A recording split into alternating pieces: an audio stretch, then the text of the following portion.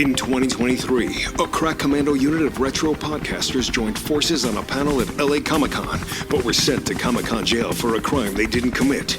These men promptly escaped.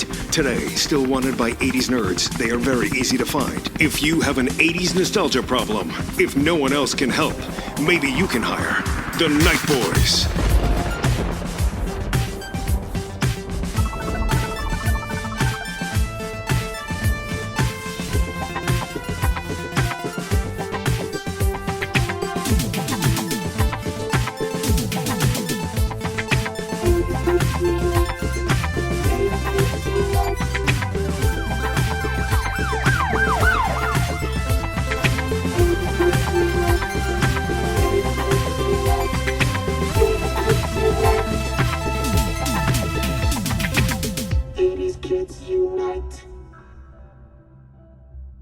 What's up, everybody? Welcome to this month's episode of 80s Kids Unite. What? Woohoo!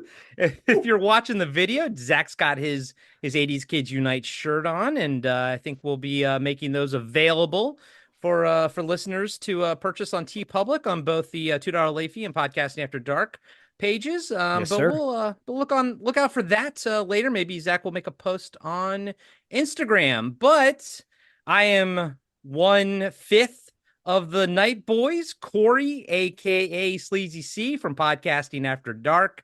I am joined with me, as always, are my two brothers from other mothers, Zach the Total Snacket Schaefer and Diallo the Armageddon Jackson. Zach is from $2 late fee.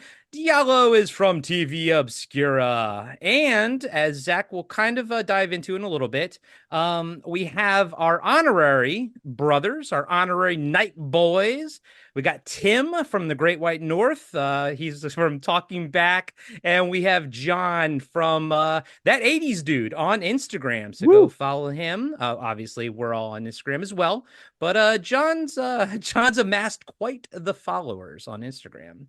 But before, he's got a little bit of a following, just a little bit, just a little bit. He's popular. He's so popular. But before we get into this episode, Zach, why don't you give us a little update on the LA fires and how they're affecting a few of our friends, one of them being a Night Boy? Yeah, so as people may or may not know, Diallo and I are really close to the current LA fires right now, and unfortunately very close to the LA fires, and they're still going on as of this recording. Dustin and his wife Erin lived in Altadena, and Max as well lived in Altadena. Actually, they lived really close to each other. Unfortunately, both of them lost their homes to the fire, and they lost everything. And this has been very devastating. This has been a really hard time for everybody in Los Angeles, and we're all rallying and trying to support each other. So there are GoFundMe pages set up for Dustin and Erin, as well as Max and from Ready to Retro. Max was doing the Ready to Retro 80s Kids Unite panel with me at LA Comic-Con this past year, and Diallo as well. And he's like, but I'm a 90s kid. I'm like, it doesn't matter. You love the 80s, so you're officially a Night Boy. And we love these guys. Dustin is a brother from another mother, and Max is an amazing person as well. So the links are in the show notes. We're not asking you to contribute anything, listeners, but if you're able to at least share it or send it to someone who you might think would be able to help, that would be wonderful. They literally have nothing. And talking to Dustin today, the process to get back to normality is insane, what everyone is going to have to do. And these next several years are going to be really hard for everyone struggling and suffering right now. So if you're able to help, spread the word, whatever, please do so. Dustin and Erin are living a couple doors down from me. If this was 90s Kids Unite, we call it 3 doors down, and all y'all could go, here without you, baby. But I made that joke first last night. Actually. Diallo did first. He was first. I need credit. Anyway, I give you was it in the group text? It was actually, and I think Diallo sang that better than I did. But yeah, if you're able to help out, that would be wonderful. Dustin and Erin are safe. Max is safe. Thank the gods for that. And, let's just keep supporting each other. I said on this previous episode of Territory Marks, I said, if my only wish for everybody is just do something nice for somebody in the world. And if it just happens to be Dustin and Aaron and Max from Ready to Retro, that would be wonderful. We love them so much. They're our family. And yeah, we're still in this. As of today, the numbers in the Pasadena fire are really low as far as containment is concerned. So the only way we're going to get through this is by supporting one another. And the Night Boys support each other. Tim and John being on the show are, honorary Night Boys officially. This nostalgic community is so tight, and this podcast community is so tight. So if you're able to contribute, the links are in the show notes. And yeah, thank you, Corey. I appreciate that, brother. Oh, no, thank you, buddy. Yeah, and like Zach said, we'll have the both links for Max and for Dustin and his family, both of them. So there'll be two separate links Yes. in the show notes. So yeah, please check that out if you can. But let's also provide some entertainment and some reprieve from some of this craziness that's going on in the world right now. And this month on 80s Kids Unite, it's a show that is powered by the $2 late fee and Podcasting After Dark Patreon members. And this episode is brought to you by Brian. Brian Hooper.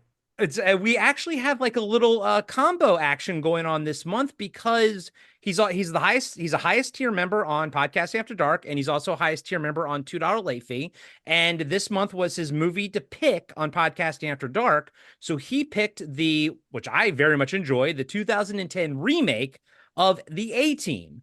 And he wanted us to sort of like tie it into a discussion about the original A-Team. Now, Zach suggested, maybe that might have been a little bit limited to just talk about the A-Team. So Zach suggested that maybe we pick our top 5 80s shows that were created or co-created by Stephen J. Cannell. If I make the mistake, if this episode blows and it sucks, then it's all my fault. Buddy, if any episode blows or sucks, I always say it's Zach's fault. It's never mine. But real quick before we Which get is into worse? this, Is it worse to blow or worse to suck? She's gone from suck to blow. That's like how many licks does it take to get to the center of a Tootsie Pop? Anyway, sorry. Stephen J. Cannell was born February 5th, 1941, and passed away in 2010. He was an American television producer, writer, novelist, actor, and founder of Cannell Entertainment and the Cannell Studios. After graduating from the University of Oregon up here, go Ducks, Stephen J. Cannell sold his first script to Universal for the series It Takes a Thief in 1968. He would go on to create and co-create dozens of successful television series from the 1970s all the way to the 90s, often with his creative partner, Frank Lupo. Shows like The Rockford Files, Renegade, The Commish, and the ones we'll be talking about tonight. As far as the novels go, Stephen J. Cannell also wrote the Shane Scully mystery novels, which I have never heard of. But awesome. That's great. So we all picked a show. Good for you, buddy. Loved. Good for you. Good for you. You go do that. So we all picked a show that we loved from the 80s that he, like I said, he either created or co-created. And then we're going to kind of go in order of, release date, order when they came out. So, John, that 80s dude, we start with you, buddy, with The Greatest American Hero, which ran from 1981 to 1983.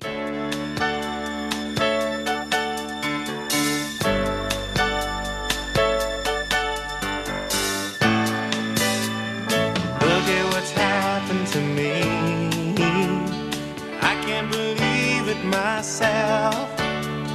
Suddenly I'm up on top of the world. It should have been somebody else.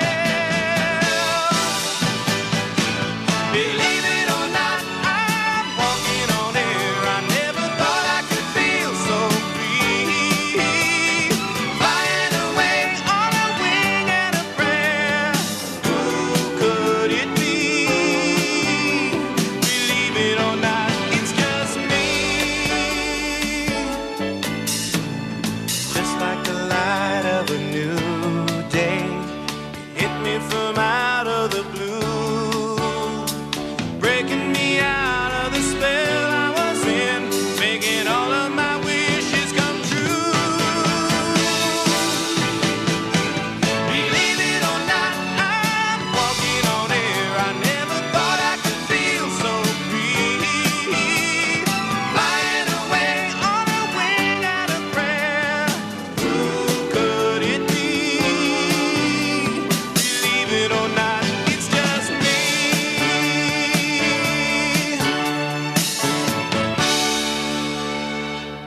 Take it away, Believe John. it or not, I'm walking on air. All right, guys. Hey, what's up? That 80s dude here. We're talking about The Greatest American Hero. I just wanted to show and tell here real quick. I've got an Look at original that. TV guide Beautiful. for those of you that are listening here with William Catton on the cover in the suit. That's It's one of my beautiful. favorite TV guide issues. And of course, when we talk about the A Team later on, I'm holding up another issue of TV Oh, Guide here with the A Team Ah. on it.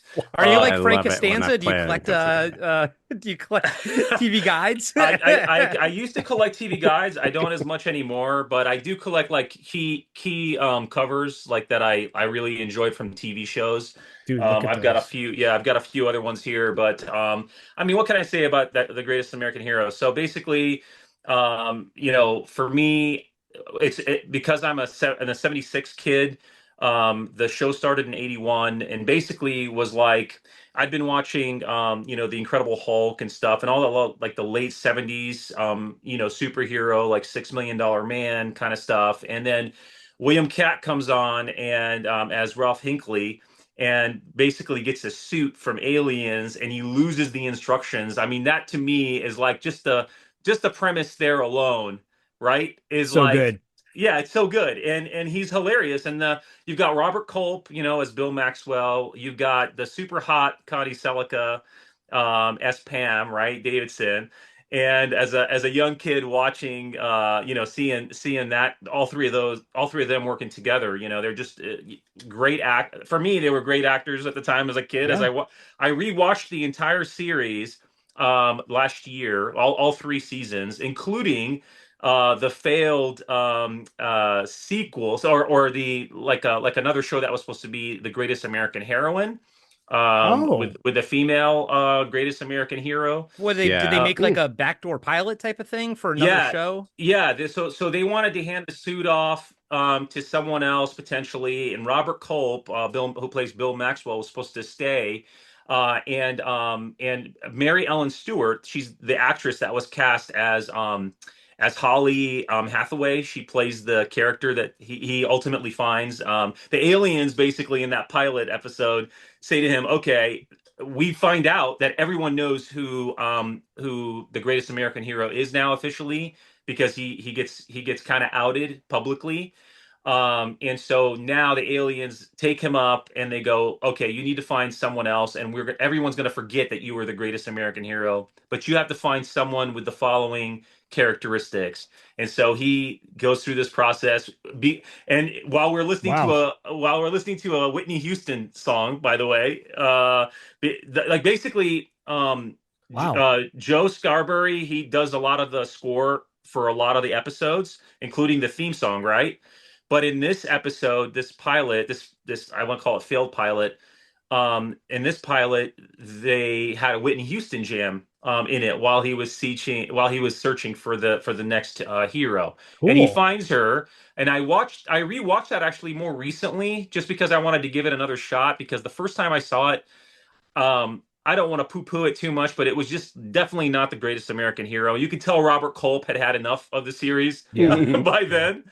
But anyway, so let me tell you a little bit just from my perspective. I really felt like the Greatest American Hero of all the shows of the 80s to me was, definitely far-fetched, but at the same time, it was such a great show for a kid, right? And so it's Yeah. extremely nostalgic for me.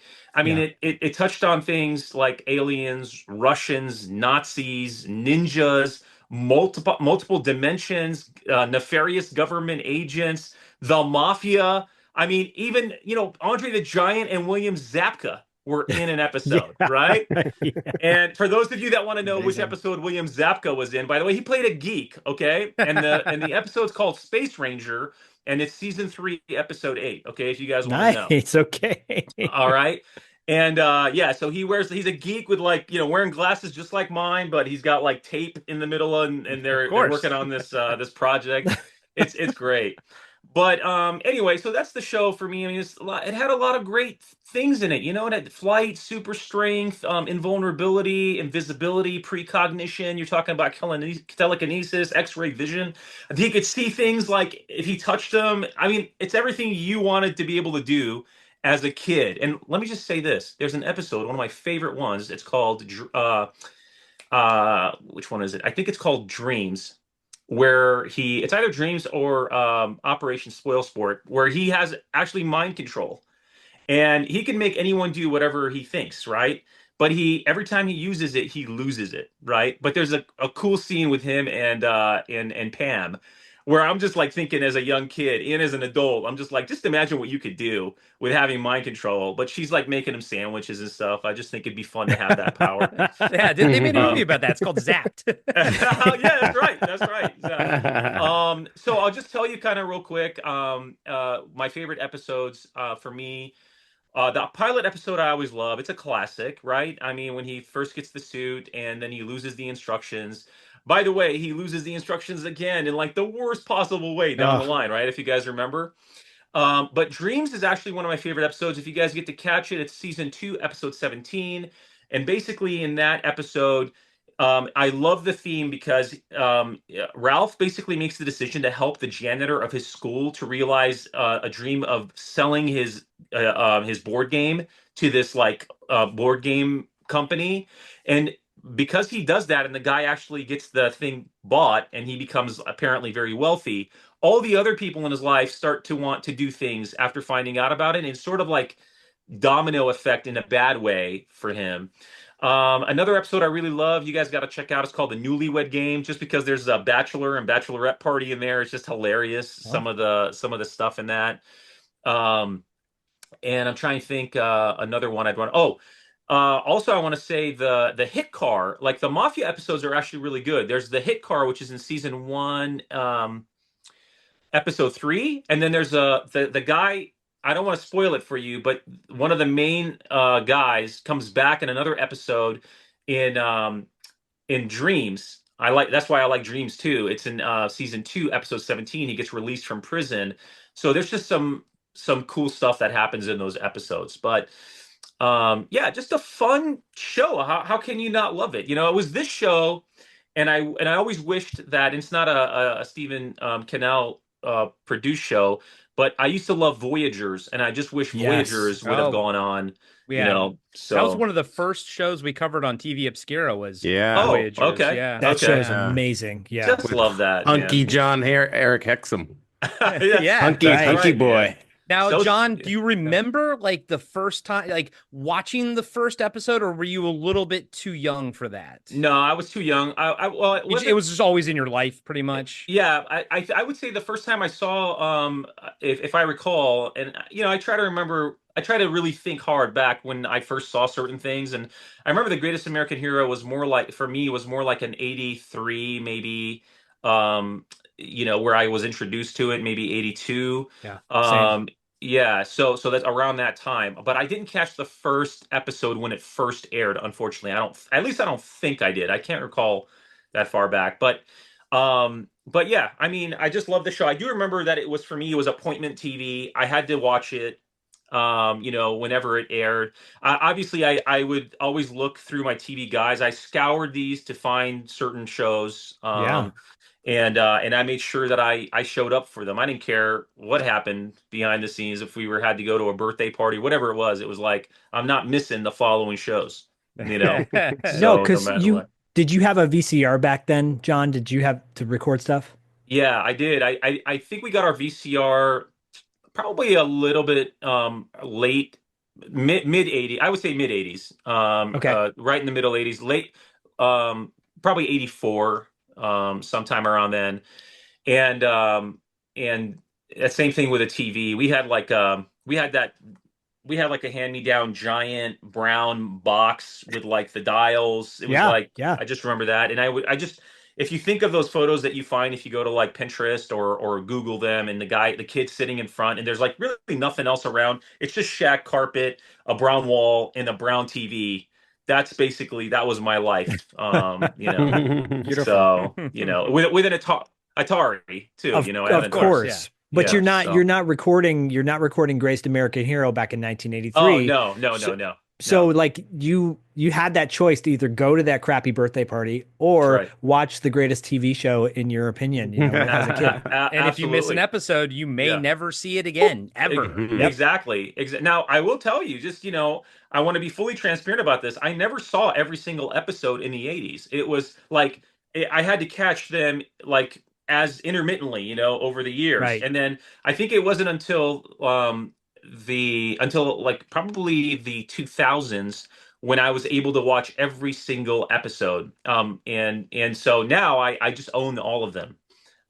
So Which is, of you know, course, we obviously support here on $2 yeah, late yeah, fee and Podcast After Dark. We yeah. are physical media Physical fans. media. I got Yeah. all my TV Obscura TV shows on the bookshelf. I'll pop them out. I'll watch Awesome. War of the Worlds. I'll watch Yeah. Superman and all kinds Yeah. of stuff, Yeah. Gotta have that gotta have that physical media 100%.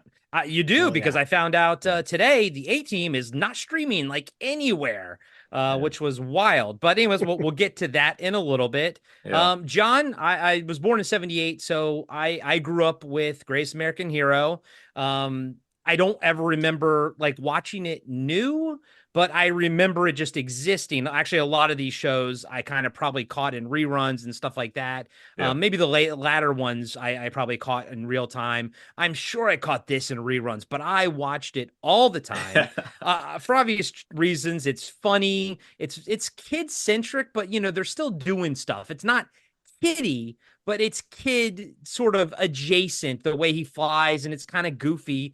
But for me, a little kid, I know you can't tell now, guys, but my hair at the age of like 5 looked like William Katz, blonde, like bleach blonde, curly. Oh, man. And I remember all the old ladies, anytime we went anywhere, they were like, "Oh, can I touch your curls?" Oh, and I hated it as a awesome. kid, but I did relate to William Cat because I was like, "Oh, I have hair like that," and you don't see a lot of guys in the 80s that had their hair like that curly Right. and Yeah. poofed out. But I was like, Yeah. "Oh, that kind of looks like me." And of course, the opening theme song is fantastic. Although sure. we all have to Yeah, it's a admit, banger. the one that George does in Seinfeld, the cover he does for his answer machine, is the best version. Yeah. Believe it or not, George isn't at home. Yeah. Leave a message at the beep. Yeah.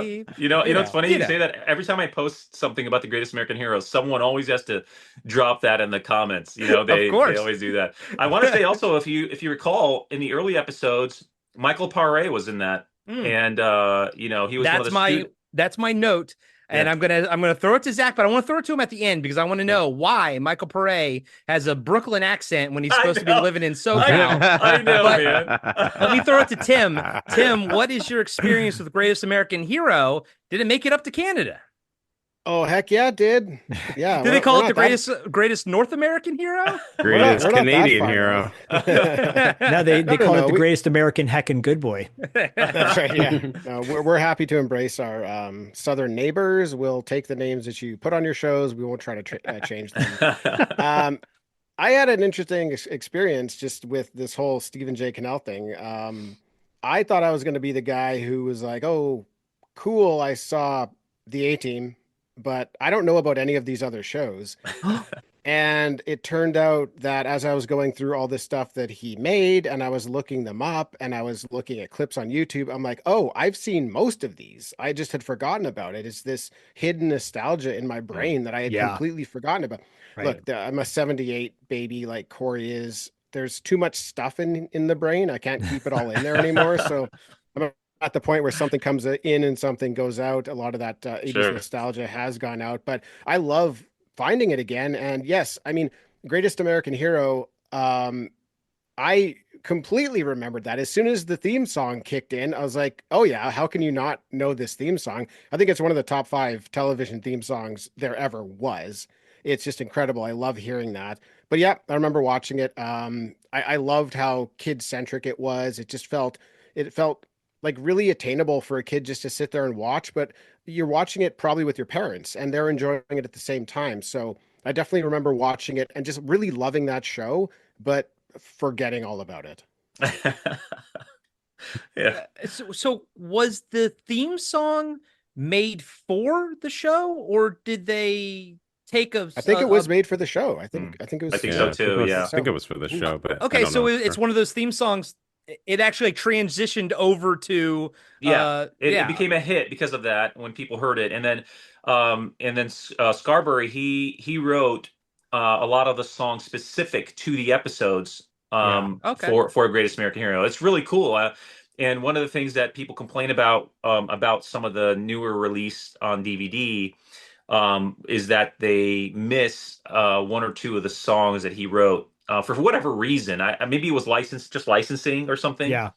Unfortunately, but yeah, and that's that's one of It's those always the things. music rights that mess up Yeah, these releases. I know, man. I know. Yeah, Werewolf. We've talked at nausea about why we'll never get an official release of Werewolf. Diallo, a Greatest American Hero, my friend. Yeah, as the I guess I'm the elder statesman of the group often. I remember like the lead up to it. I remember the night it premiered.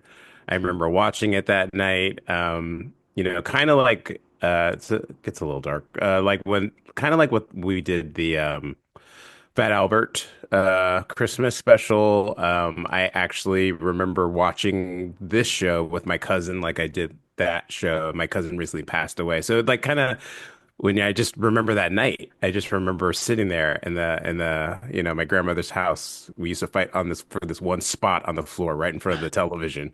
I remember I remember like watching that and just I don't know. It was just like your whole world. It was just like you were out. I stepped into a whole new existence watching that show. Up till that point, you had Superman, coming off of Superman 2, I think early, it was maybe the earlier that year, I think maybe. But like having a show like this on television, as I gotten older, I see how like relatable the character is. He's fumbly, bumbly, lost the directions. I like the dynamic that they set up with what's his name, Bill, I think is the FBI Yeah, agent's name. yeah. The little catchphrases, here's the scenario, kid, that kind of stuff. Yeah. Yeah, and like, over time, as they reveal more and more of the powers, and I think, like with a lot of shows of that era, they didn't really have a solid point to land down the road, so it just kind of spiraled a little bit, so it wasn't as focused. But those first like few seasons, man, and like you said, like Michael Pare, Faye Grant, I think is her name, the whole busload of kids in the first Yeah. first episode, yeah, Yeah. it was just great. I just that show was everything, and one of the episodes actually, I mean, I remember the pilot distinctly, but also the episode you briefly mentioned it, John.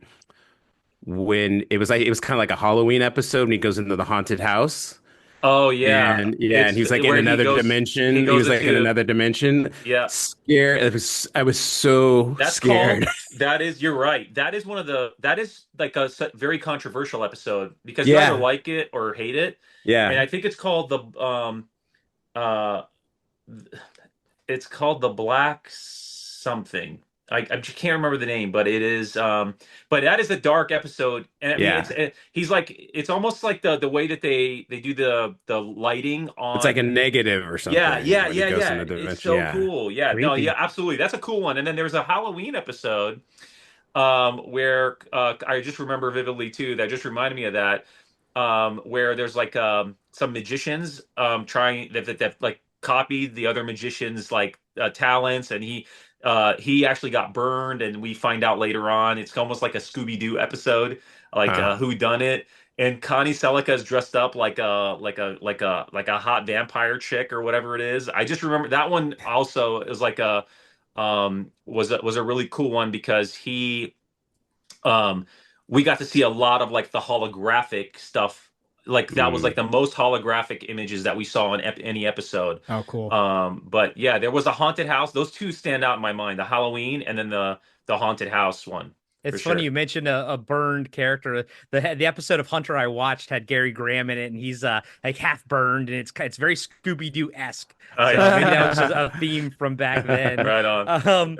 Yeah. Zach, so the episode I watched, I was because I was just enjoying it, and I was like, Michael Pray. I was like, oh, cool. Michael Pray's in this. Awesome. And I was like, man, I forgot how much of like a New York accent he has. And I'm like, I was like, it's like, is this show supposed to be in New York? I was like, no, it looks like SoCal though. And they mentioned SoCal. And I'm like, well, then why does Michael Pray have like a New York accent? Zach, can you enlighten me at all? Well, Michael Pare, this was his first ever foray for Pare into the acting world. He was a chef. He was in cooking school and didn't had no desire to be an actor until one night he's at a restaurant and he's there with a date, college date or whatever, and they go to this dinner party and Salvador Dali is there with his wife, the painter, right? I think there's only one Salvador Dali. And his wife says, let me read your fortune in these tea leaves. And she reads a fortune to Michael Pare and she says, you will become an actor and within the next year, you will be on a major television show on a network station. And he starts taking acting lessons. And I think he might have been dabbling with some acting lessons at the time. Anyways, he goes into an audition and books the role for Greatest American Hero, like Wow. soon after this reading that she does. And so Weird. like gets transplanted from New York out to LA to do this, right? Wow. He doesn't know where a mark is. He doesn't know where to stand when he's shooting a scene. He has no clue. Right. This is before Eddie and the Cruisers, which was For like his Streets of Fire. and Streets of Fire. Oh, Yeah, I of love that course. movie. And of Yeah. course, before Sunset Heat, which I referenced in our, John knows what I'm talking about. Anyways, yeah, like way before any of that. But he was a good-looking dude, right? He's got these chiseled looks. He's got a model quality about him, and he fit the suit, you know. So they put this guy in this character in this role on the show, and the rest is history.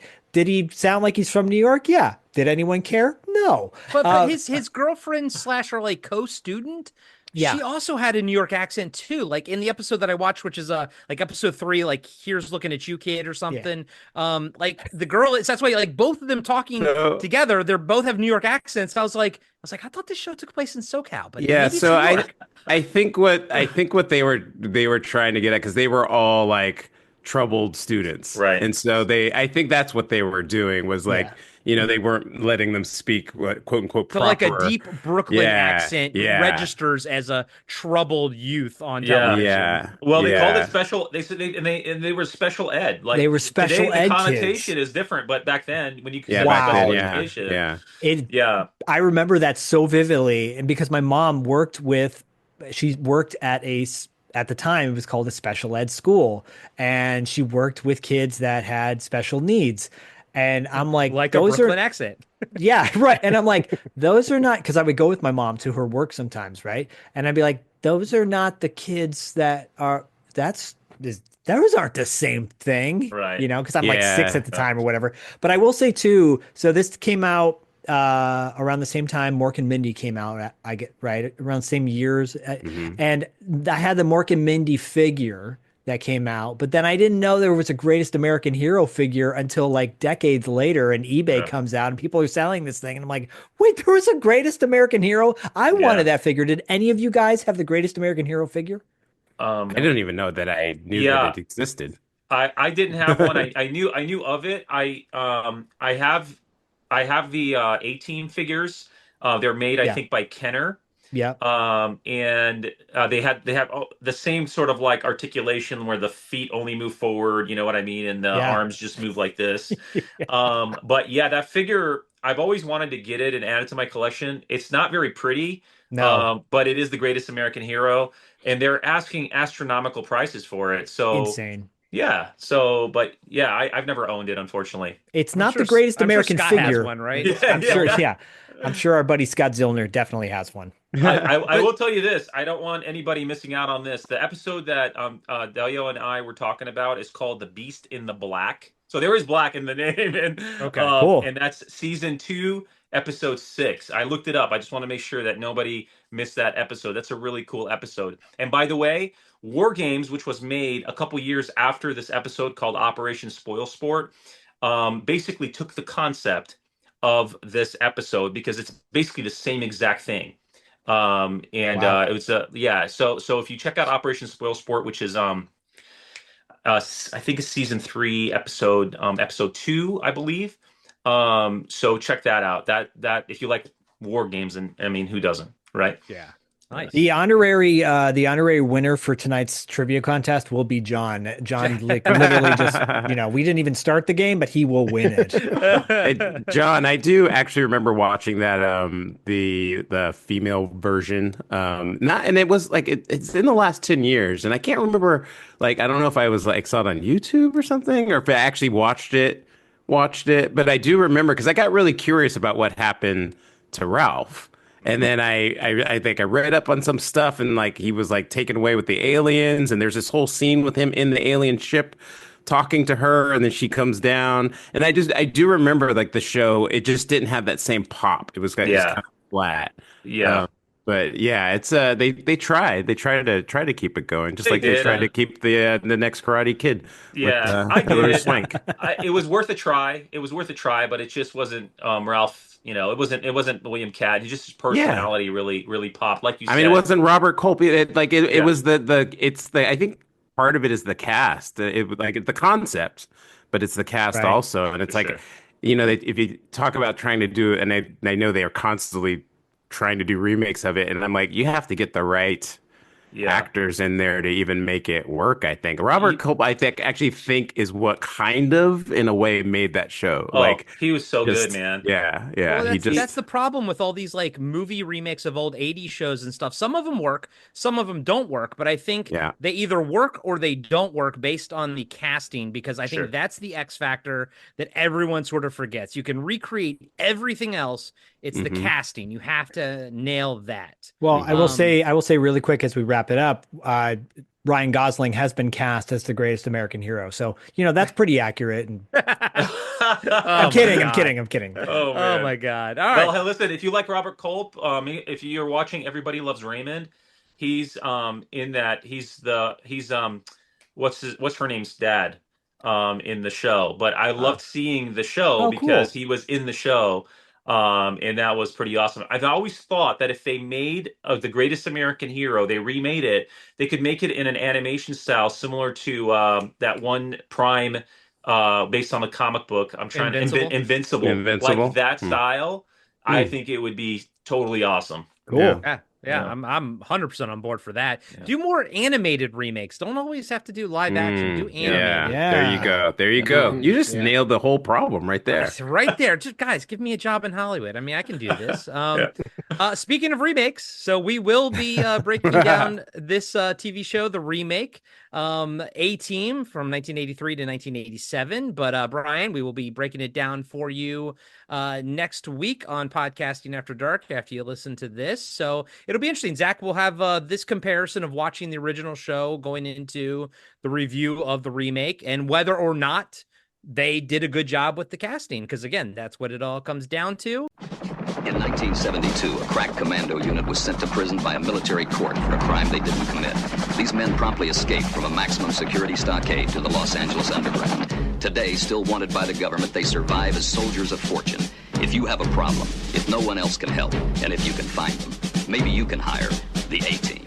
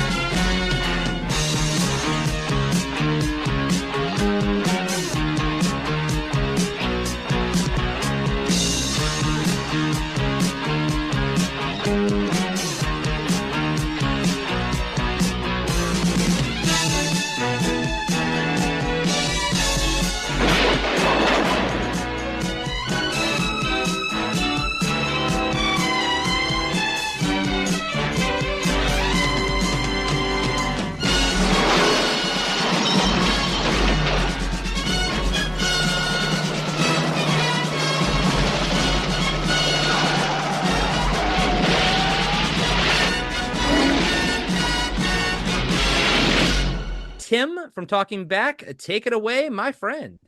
Well, I'm glad that I picked the A team. Like, what would have happened if I didn't pick the A team? Would you just have had to done it yourself there, Corey? Yeah, I Have was, to take I one was, for the- yeah, sitting on the. Yes. So I was glad you did because then I could pick Hunter because that's what I Right. really wanted to talk about. Yep. Right. Yeah. Yeah. Okay. Good. Yeah. Well, I'll do a little bit of background here on the A Team. So the A Team is an American action adventure television series that ran for 5 seasons on NBC. It's based on a fictitious United States Army Special Forces team who were imprisoned by a court martial for a crime they did not commit. If this is starting to sound familiar, it's because it's the intro to the Night Boys. It is.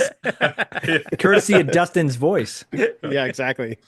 So they escape to Los Angeles and they find work as soldiers of fortune while trying to clear their names and avoid capture by the authorities. The Los Angeles Underground.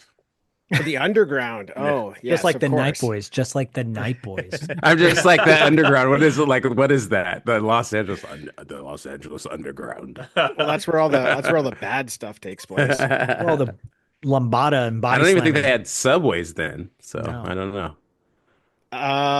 No, the underground is just like a barn somewhere wherever like they'll get together and have, no holds barred fights and stuff like that. That was a clip I saw today, but So on the A team. yeah, That's an actual I mean, reference. it was an actual reference, and I'm sure you can guess who was in the no holds barred fight chained to his opponent. But George Papard. so the first episode of the A Team actually airs right after the Super Bowl, and they reach a quarter of the television audience. So that's a pretty good way to start. Wow. Yeah. The show is known for its cartoonish violence, its formulaic episodes, and the team's ability to create weapons and vehicles out of almost nothing. The show spawned all sorts of merchandising, including toys, video games, snacks, trading cards, books, stickers, comics, Viewmaster reels, and electric cars and train sets. The A Team would end up the A Team would end up making 98 episodes, falling comedically short of 100 and the ever important syndication. Yep. That's why you can't get it So- now. I think. Yep. So instead of that show remaining in popular culture throughout the years, it gets relegated to nostalgia. Right. So So Tim, did you watch it in real time when it was happening? I did. Now, as with most of these shows, I don't even remember like following them. I just remember them being on. I feel like it was more of my parents and my grandparents were watching, but I loved it as well. And then maybe if like I watched it with dad and he signed off on it, then I'd be allowed to watch it. But my parents were always up and down with you can watch this year, but you can't watch it the next year. They're always changing their rules. So I remember watching a lot of these at my grandparents' house, though. They just kind of, sat down after supper and they'd watch television, and some of the stuff I liked, when like 9 and 10 o'clock came around, I had to go to the bedroom because there's, Dallas would come on and I don't want to be a part of that. Mash. Yeah, MASH. Yeah, I didn't understand MASH, and you get some more mature themes going on. But yeah, I definitely remember watching A Team at the time. None of these shows did I like follow, but it was the type of thing that somebody was watching it, or if I was flipping through channels and I could find them, I would definitely tune in. They all have a similar feel to them. Like they all seem like the whole family could watch them. Yeah. Several of the shows that you guys have chosen, I remember watching and loving, but it wasn't just me sitting there. It was me sitting there with family members, and everybody enjoyed it. And even like rewatching the A Team for this, my goodness, it's a fantastic show. It's so fun. It's Yeah. goofy. It's kind of cartoonish. Lots of violence, but it's not like all that aggressive. Yeah. There's a big machine gun scene in something I watched today, but the machine gun's just shooting over everybody's head, right? They just a reason to pull out the biggest machine gun you've ever seen, but nobody gets hurt. But it's still it's cool for a kid to see that happening. So I loved the A Team. I always wanted the A Team van toy, and that was something You and everybody else, buddy. maybe that was a problem with toys coming up to Canada, but I think I saw that in the wild one time and never again. That was just something that I was never going to be able to get my hands on. But that John's was about to very, show very you cool. something. It's gonna blow your mind. Is it a Bring it remote on. control? There it Oh is. my goodness! Oh, Look wow. how cool that looks. That looks better than Wow. I even imagined. That's Yeah. Playmobil. That's a Playmobil one. That's the Playmobil Well, that's one. why. Yeah. That's Let me why. tell Tim, you can something. get This that is- now. Tim, go buy that now. That's so cool. It's amazing. Yeah, no, Playmobil sent this to me. They sent me a pair of them actually, and just told me to keep them. But I did a little video on them on YouTube, and just an What? awesome toy. I mean, the box art. I'll show this to you. The box art is really incredible too. Take a Holy look cow. at this. Oh my Wow. goodness. Oh, wow. That's a kid's And- toy, and there's an explosion, and the whole thing. Yeah, and it's so badass. I mean, it's just a wonderful toy. And but the one that I'm trying to get right now my hands on, but I've just got so many things on my wish list is a Knight Rider one for Playmobil. yeah. So, Oh yeah, Mhm. yeah. yeah. I But got my nephew the Ecto One Playmobil that came out probably about That was 5 years very ago, cool, too. something like Yeah. that. Yeah, That's that thing's awesome. awesome. Oh man, A-Team for me. This was in a group of shows, this and Dukes of Hazzard, where like I think I was actually watching it in real time, I believe. Like I was aware of it, like sort of like it comes on at this time and everything. But I remember as a kid, the first time I ever got excited about a series finale, or I was aware of the hype for the series finale, was the A-Team. And I don't remember that episode, but I just remember being hyped for it and ready to watch it and all that kind of stuff. But yeah, it was such a good show. I watched an episode, today on Amazon Prime, where they have like a channel where it just plays 24 hours of A-Team, and it just kind of goes from episode to episode. And so I just caught like a random episode, I think from like season 3 or something. But like first off, the show's great. Dirk Benedict as Face Man is fantastic. Murdoch, Tim, Lieutenant Barclay from Star Trek. I know. Dude, I Incredible was waiting for you to job. bring that one up. I know. I didn't realize it until again watching it and like going through the details of the show. I'm like, holy shit! He's so great in Star Trek, and Yeah. he's equally as great here. Just plays such a weird character, and I don't know if they mean for him to really be like crazy and out of his mind, or if that's just an act that he puts on, but he does such a great job at it. I mean, everybody does such a good job. I think one of the reasons this show works so well is not only the cast, but the characters that they decide for those people to be. So you've got like the leaders, like the old wise man, right? He's been there, he's seen it. Then you've got the handsome guy, you've got the guy who's a little bit quirky, then you've got the tough guy fighter. And it's just sort of something for everybody, to just there's something for everybody. It's just, I don't know, it kind of covers anybody who might want to be watching that show. Obviously not anybody, but there's such a nice range of things going on, and they each have their side stories, and you get to go to just a lot of different story places and story ideas and themes with those different characters. So I think it really works for that reason. Sounds like you're describing the Night Boys too, by the way.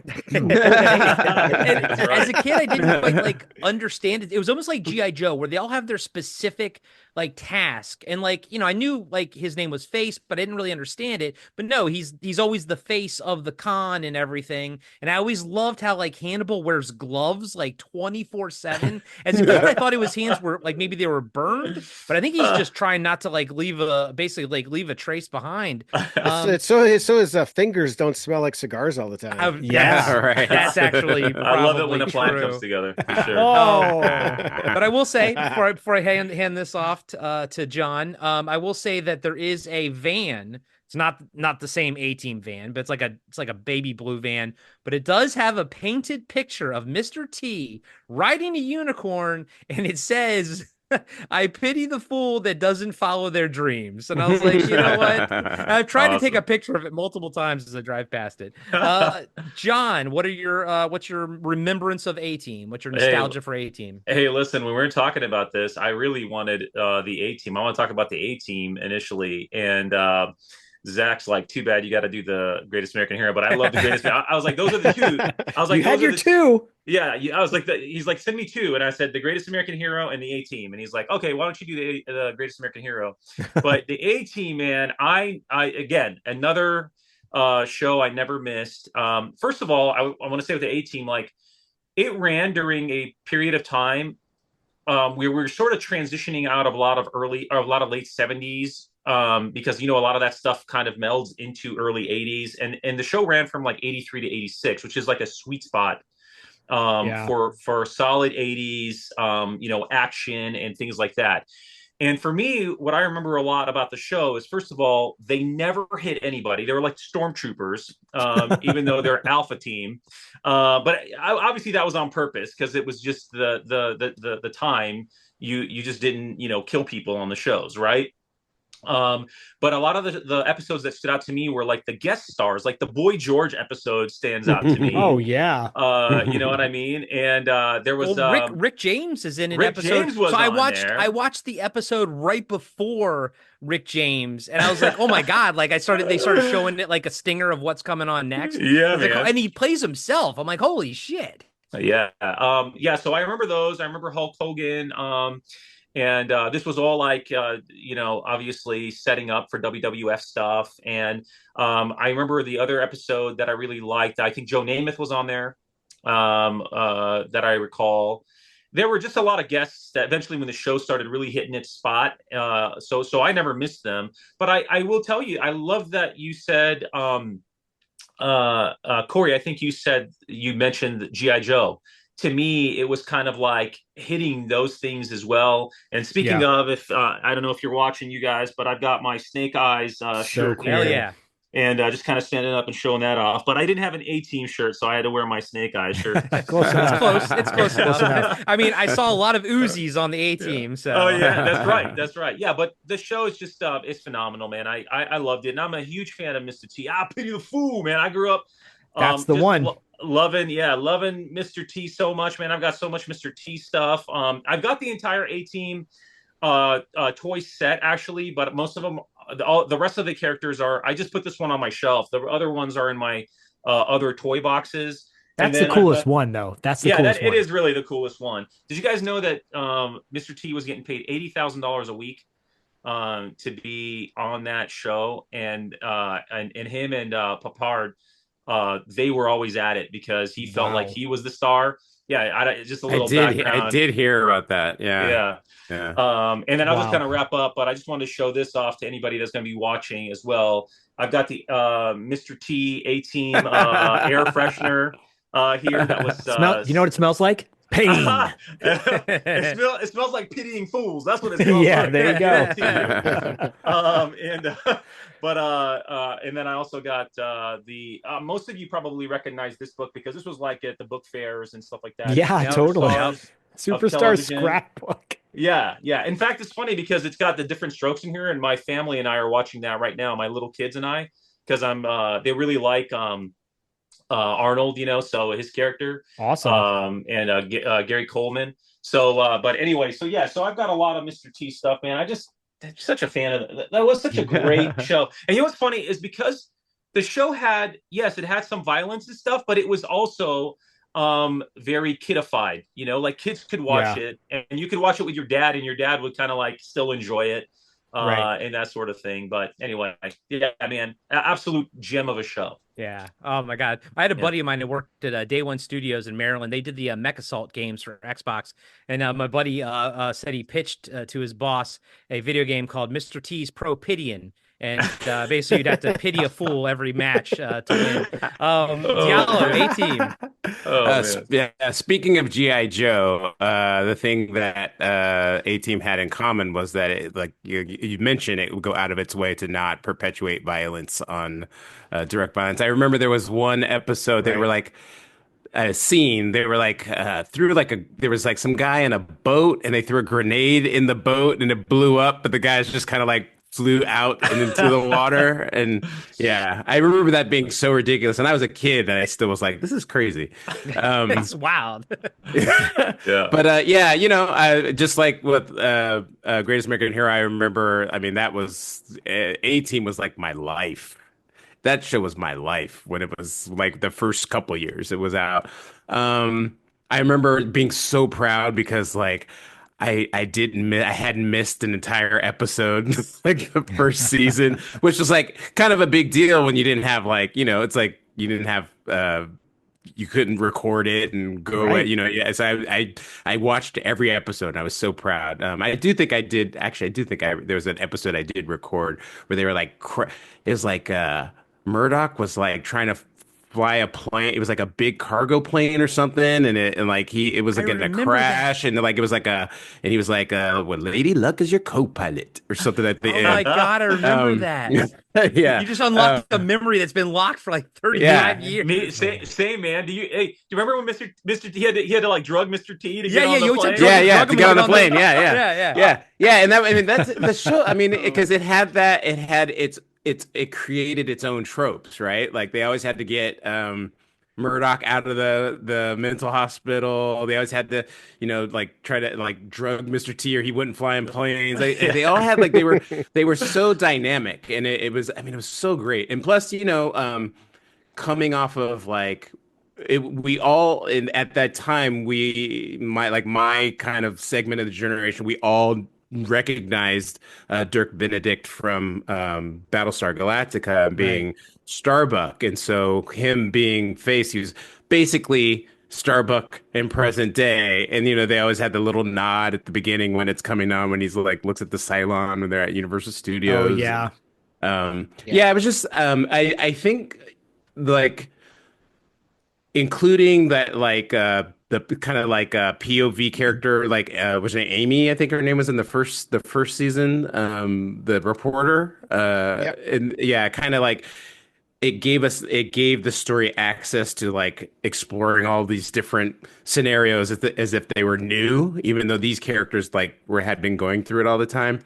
And then I think it was the last season when they actually kind of like teamed up with the military and they were being sent on missions, and that's when the show kind of was like dead.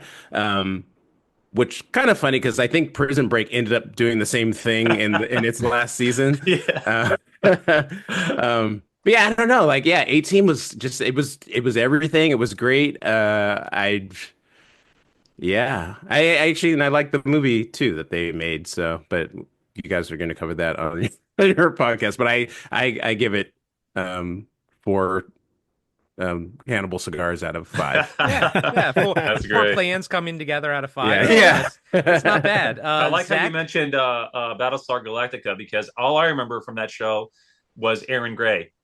And Or, Oh no, that you're was thinking of that's Buck Rogers. Oh, Buck That was Rogers, Buck yeah, Rogers. that's- oh, yeah, Yeah. it was Buck But Rogers. speaking I of got the Buck wrong show. Rogers, he married Connie Selica from Oh. Greatest Oh, American Oh, that's Hero. right. Look at you. Yeah, Look at yeah. you. I was so like because all those shows were like my shows, and it was like all those connections, and it was so great. Awesome. So I had the figures like you did, John, and I was always disappointed because they had big smiles on their faces, and I'm like, they're supposed to be badasses, they're supposed to be tough, and they're all smiling. Like the only one that's not smiling is Mr. T, and man. then those, but they still came with so many accessories and tools, like a bunch of little black plastic things, like bolt cutters and wrenches and a toolbox and all sorts of things, right? And then the 3 3/4 ones come out, and I'm like, oh, I want to get that. That's pocket size. I can put them in my pocket and take it to school. But they're like dressed in military outfits, and I'm like, but wait, where's the original outfits from the show?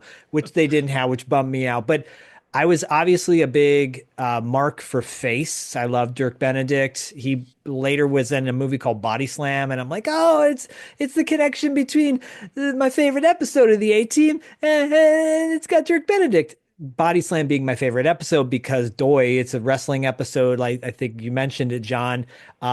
It's got Ricky the Dragon Steamboat in it, and Mean Yeah. Gene Okerlund and Bobby Heenan and Rick McGraw, which is really funny. It's like, who's Rick McGraw? Look him up, guys. He's an old school wrestler. I love the show. I think there was a Marvel comic or a DC comic that came out for a minute as well. Yeah, I think so. Yeah. Or I think I miniseries or something. Yeah. yeah, I think nowadays I might have one or two figures in hiding, but I've got the Matchbox A-Team van, and that's how I introduced A-Team to Bodie. But you guys brought up G.I. Joe a couple times. There Look at it that. is. Look at that storybook right there. Oh wow. Amazing. John's holding up a A-Team storybook for those that are listening. Check out That looks like the same artist that did all the old He-Man Right. illustrations. right? It yeah, says, totally. Larry those Hama, are you nice. mean? Oh no, George, No, like Nolan they were or like Nolan. They were like painted kind of. Yeah, Yeah, you know which painted. ones I'm talking about, right? Yeah. So this one says yeah, this is copyright. It's cool. It says copyright 1983 by Stephen J. Cannell Productions. Nice. A trademark of Stephen J. Cannell. Cool. And I'm trying to see if who the artist is here. In 1972, a crack commando unit. Yeah, this it's just introduces here. It That's says so awesome. let's see. The artist is John Romita. Oh wow. see. Oh, wow. Senior. Wow. Romita Senior? yeah. Senior? Jim Shooter, Wow. who ran Valiant Comics Yep. at one point. Yep. Is, Well, he is was the- Jim He Shooter was the guy for Marvel for Marvel, big, yeah, big yeah, shots. because Yeah, he the took pencils- Valiant after he left Marvel. He made Valiant, yeah. The pencils are done by Marie Severin. So the interior looks kind of like this for anybody Okay. going to be watching. Oh, Okay. it looks so good. So I will say really quickly, just to wrap up my end, you guys brought up G.I. Joe a couple times, and that short-lived G.I. Joe Renegade series, which was on the Hub Network, Yeah. that's basically A-Team, because it was like, I think, a set of average Joes or something like that. And they would go around the country picking up Joes along the way. That's how they introduced the new Joes. But they were like a ragtag group of like 4 or 5, right? And it was basically A-Team. They drove around in a van, I'm pretty sure, and saving people in different towns and whatnot, just like the A-Team. I love that. I thought that was a really cool way to reintroduce G.I. Joe to a new audience. But the A-Team show, I haven't watched the A-Team movie yet. I'm really excited to watch it. Mostly because Charlotte Copley can live rent free in my mind he's- all he's day the long. best. I He's love that him. guy. Why is that guy not doing more stuff? Because he's amazing. But I love the A-Team. These first 2 shows that we've chosen, Greatest American Hero and A-Team, are just like such perfect examples of like Stephen J. Cannell's mind, this guy who's I know he collaborates with other people, but these 2 projects alone, like if you just said, oh, this guy made these 2 shows, you go, oh, that guy's a genius. Well, yeah, but he's no going to keep doubt. making more great stuff. I am curious, Tim, did you have or did you see any of these like storybooks, like all this ephemera stuff or the toys or anything like that for A-Team up there? Did any of that make it up north? I don't remember the toys. I do remember some storybooks. I can't really Lunchboxes, put- maybe? No, I can't put my finger on what, but just I do remember seeing something with you've got Mr. T on the cover. He is kind of the iconic image for the team. So I do remember some stuff, but not much. Okay. But before we move on, I did want to just really quickly touch on one of the video games for the A-Team. Oh, Because I love going back for these like movie and television properties when they create a video game, and I've been finding lately a lot of them have been on the Commodore 64, and Oh. sometimes they're hits, sometimes they're miss. This one was a complete and utter miss. I didn't know Um, I didn't know they had one. Yeah, me I think they actually made 3 video games for the A-Team, but I think this was the first one. Oh, But- cool. This is just an example of like the worst video game you could ever imagine. It's just a money grab. I don't even know how they got away with this, but the opening title screen, they're using the Star Wars music. That's how they started off. I mean, what's wrong with that? I mean, I love it, but I don't think they're allowed to do that. As a person that had a Commodore 64, most of the games that they had on there were a miss. So yeah, no doubt. Yeah. I had a GI Joe game too. Speaking Yep. of GI Joe, Okay. Yeah. yeah. So the game is basically there's floating heads. Picture like a Galaga style game where you're shooting upwards, but what you're shooting at is the 4 heads of the main characters Oh my that are just God. going like side to side across the screen. Oh, And man. I guess you're just a bad guy trying to kill them. And it's just level Wow. after level of the heads floating side to side, and you as a bad guy trying to kill them. And No, that's you're oh, you're that's the government trying to capture them is what it is.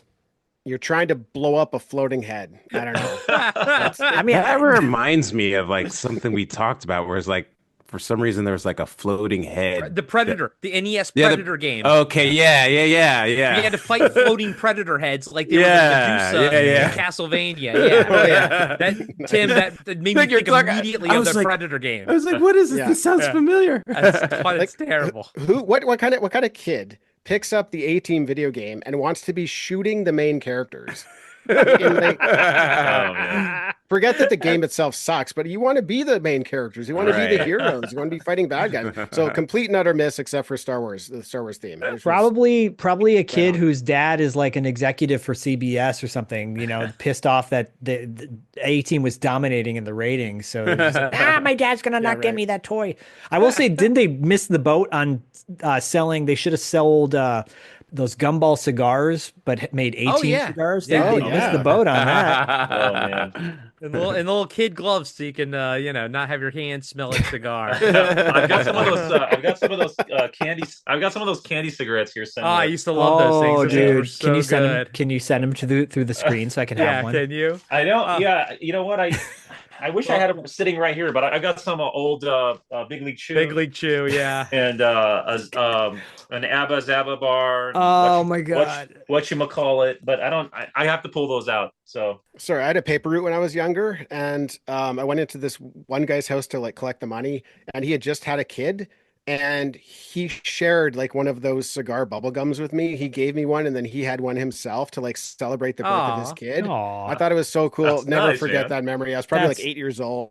It's just it was the coolest thing that That's this guy awesome. decided to do. I that love to the that. paper, for the Oh, paper that's boy, yeah. awesome, dude. That's That's really awesome, cool. All right. Well, I'm gonna move on to my show. I probably should not have been watching this, but of all the shows that we're talking about tonight, this is the one I wanted to bring to the table. Because I freaking loved Hunter.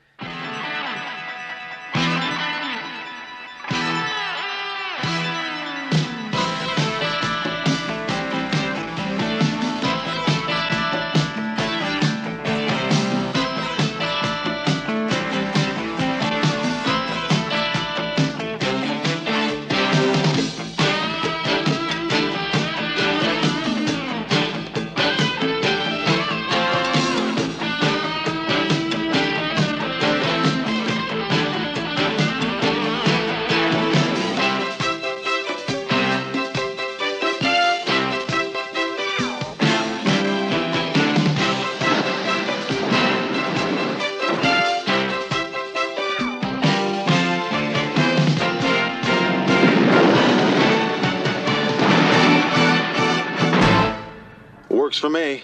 I saw a meme. I think I sent it to you guys like a year ago or something, but it was like, name the show based on the person's like receding hairline. forehead. Yeah, their forehead. It was just a picture of Fred Dwyer's head. I'm like, oh, I know exactly who's that head is. Hunter is an American crime drama series created by Frank Lupo and Stephen J. Cannell that ran on NBC from September 1984 to April of 1991. Didn't realize it was on for that long. Yeah. It stars former Los Angeles Rams football player Fred Dwyer as Sergeant Rick Hunter, a physically imposing and rule-breaking homicide detective with the LAPD. He's partners with Sergeant D.D. McCall, played by Stephanie Kramer, and his captain is Charles Hallahan, aka Norris from The Thing, which I never knew. Basically, in a nutshell, this show is the serious version of Sledgehammer.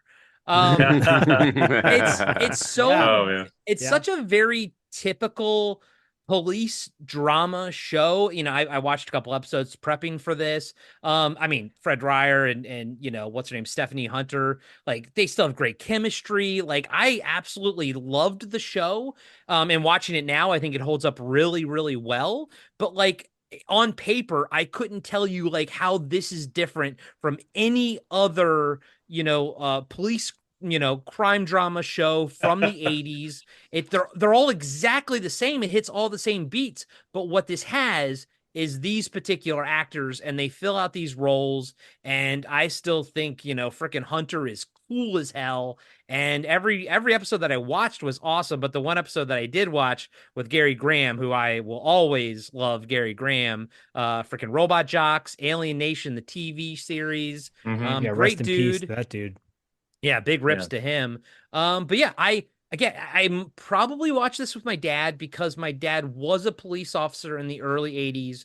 But I think he left when I was like 5 or something. But as a kid, I was always like, oh, my dad was a cop. Like, how cool is that? Then he became a used car dealer and, not quite as cool.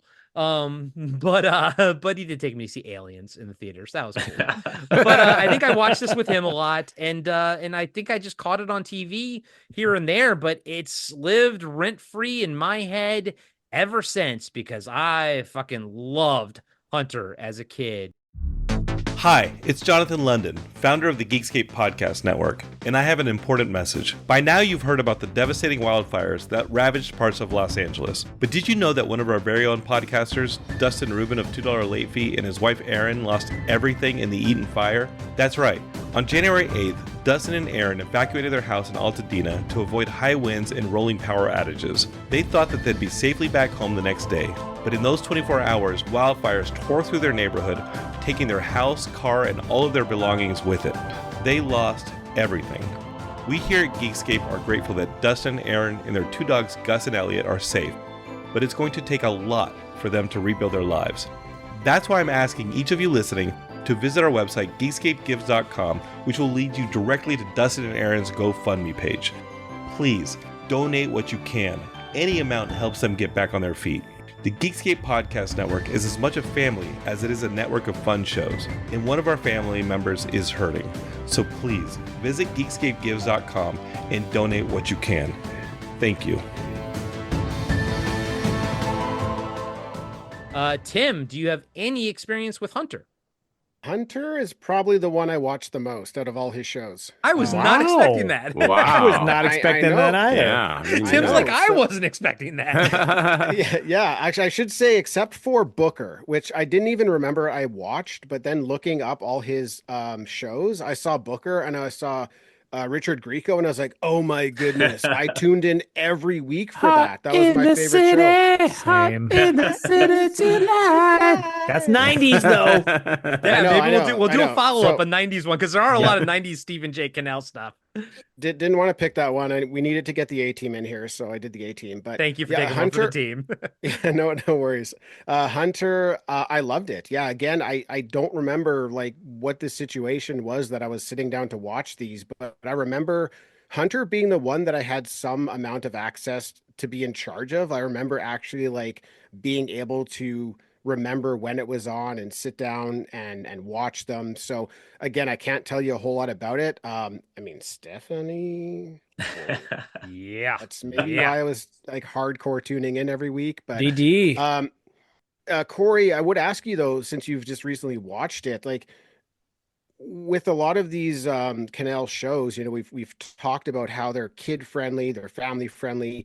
Was Hunter kid friendly or was it not? I would say this was definitely less kid friendly than the shows we've already discussed. But one of the few episodes I did watch, but the one with Gary Graham, it was a little bit, it was a little bit lighter, but still the themes were pretty dark. So no, I wouldn't put this one in the same category as A-Team or Greatest American Hero. I think this one was a bit darker.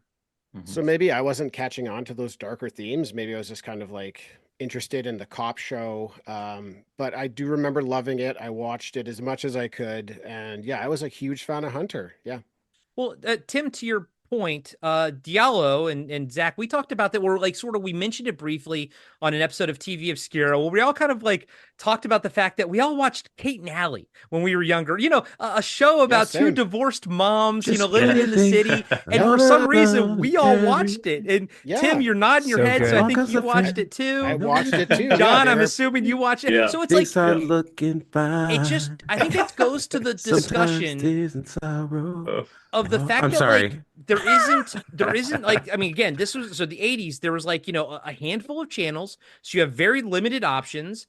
And it's not like today where you have 1,000 streaming services, 1,000 TV stations, content out the ass. Here, it's like it was either we watched Kate and Allie or we watched something lesser, or a lot of times we watched what our parents were watching. But Yeah. because of that, I have nostalgia for Kate and Allie now. Sure. And Tim, like Yeah. you're saying, like, I don't know who would have popped me down in front of Hunter to watch Hunter. But as a kid, I loved it. And as an adult, I'm like, oh yeah, I used to love Hunter. That show was great. And gotta say, still holds up.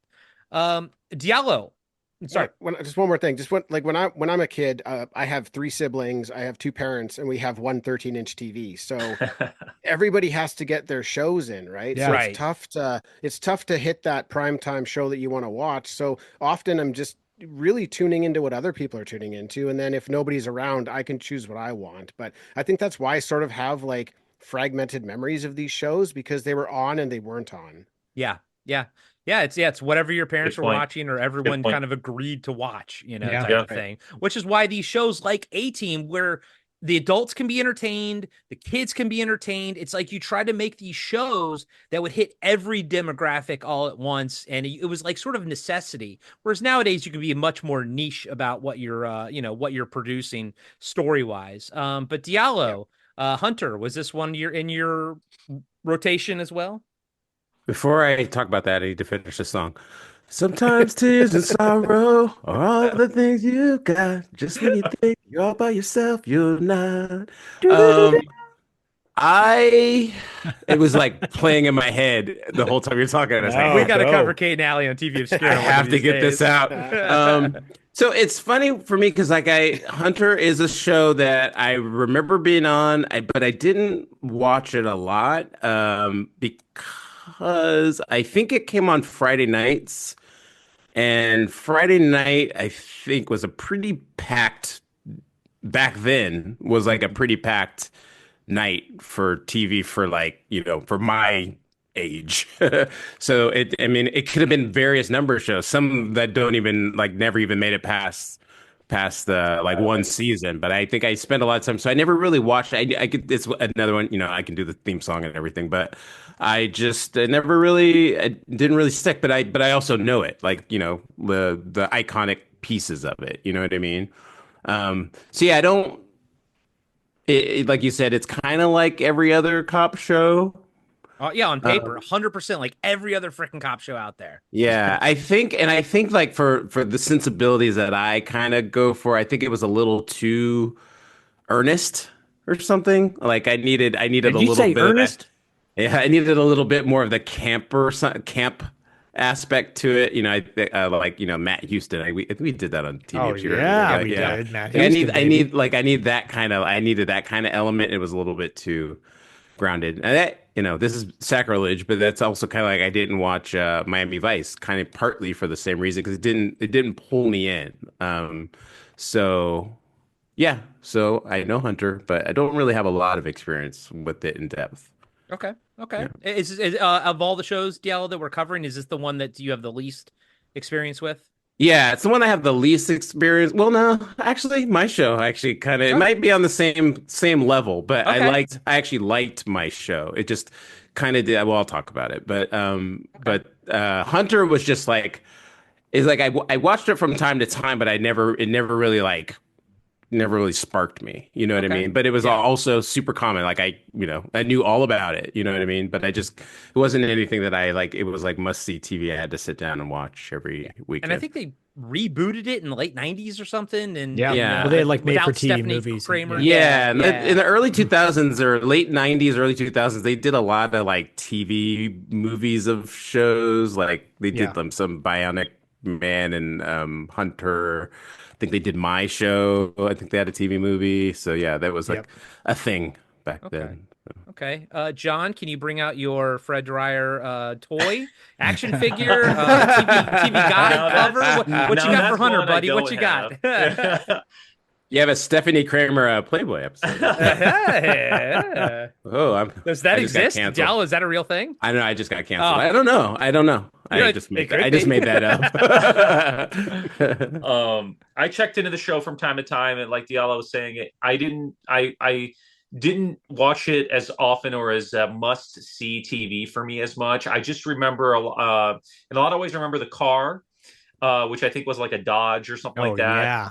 And then I remember the theme song because that theme song was written by Mike Post, who also wrote the A-Team theme song and the Magnum PI theme song. When I was watching all of these shows, like almost every single one of them had theme song by Mike Mike Post. Post, yeah, Mike Post is the guy, right?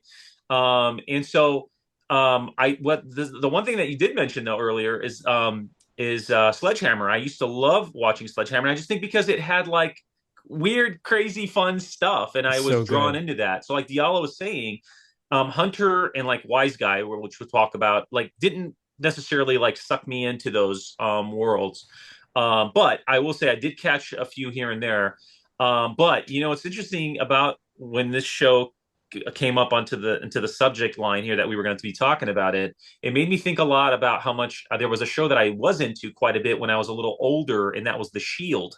Oh, And I hell used to think, yes. and I used to Yes. think about Hunter when I used to Totally. watch We would that not show. have the Shield without Yeah. Hunter. Exactly. Right. Yeah, absolutely. So that show I We also wouldn't have had the absolutely loved. Shield without the Commish and Stephen J. Cannell. That's The true. Cannell made the Commish. Yeah, that's true. But no, I that's all I got to say about Hunter. I think that the theme song, catching a few episodes here and there, and then obviously the car, because I was like into cars, you know, quite a bit when I was younger, and I always like wanted to see which cars were on which shows, like Simon and Simon, you know, things like that. So yeah, but it was a less frequented watch for me. It's interesting because, like, you know, even though you guys both didn't really watch it too much, it's still like you knew it existed. Like it still Yeah. came across. Like it's just you couldn't get away from things back Right. in the 80s. You know, No. it was No. great. Zach Hunter, my man. I mean, I watched Hunter. I think I stopped watching it once Miami Vice kicked in, and because I feel like they were on around the same time. And but then Fred Dryer a couple years later, he's in Death Before Dishonor, and I watched that movie nonstop for that was a rental staple back in the day because of Fred Dryer. Like he's such an, you know, you think about football players that have made the transition from, you know, the gridiron to the big screen, like Lyle Alzado, John Matuzak. Fred Dryer is one of those dudes that he just had it's like if Joe Montana had acting ability, he would have been a great actor because he just had that look, you know, he just had that, like, I don't know, like he was kind of a imposing threat, but also comforting too. Like he's a dude you wish you had an uncle like Hunter, you know, that would come over and hang out with you. Like, and you kept bringing up these shows, like these are the shows that we watched with our families. These were like dad shows. Like Hunter's a Yes. dad show. Yeah. It's such a dad show, you know. And then if the mom's watching too, and then Stephanie Kramer comes on, you know, the wife's like, "Oh, now I know why you like this," you know, kind of thing. But there was like it's formulaic, but I like formulaic at times. And that theme song will always live, as you guys say, rent free in my mind forever. Like the minute I hear that barrel, I like know exactly what's gonna kick in. Synthesizer, like hard driving kind of. Right. Yeah. And That hits so sometimes hard. a mediocre show can be elevated by a kick-ass theme song. And is this mediocre? No. But is it formulaic? Yes. Do I have a problem with it? No. No, That's it. Yeah. Cool. Good story. point. Good point. Cool story, bruh. Cool story, bro. All right, moving on. Diallo. This is the one show that I didn't watch as a kid, and I watched an episode, and I was like, "Holy shit!" It blew me away. And we're talking about Wise Guy, and it was on from 1987 to 1990.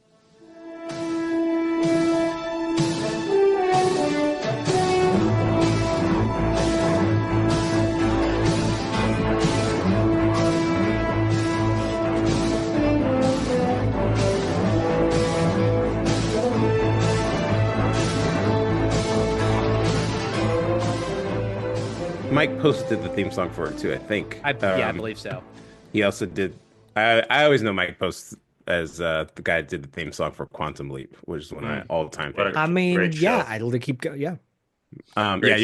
You could listen to anything. But anyways, Wise Guy. So Wise Guy was it's a strange kind of show. First of all, this is not my first pick. My first pick was Silk Stockings, and then I was brought down to earth because it came out in the 90s, and I was so disappointed because I loved On the cusp. that show 1991.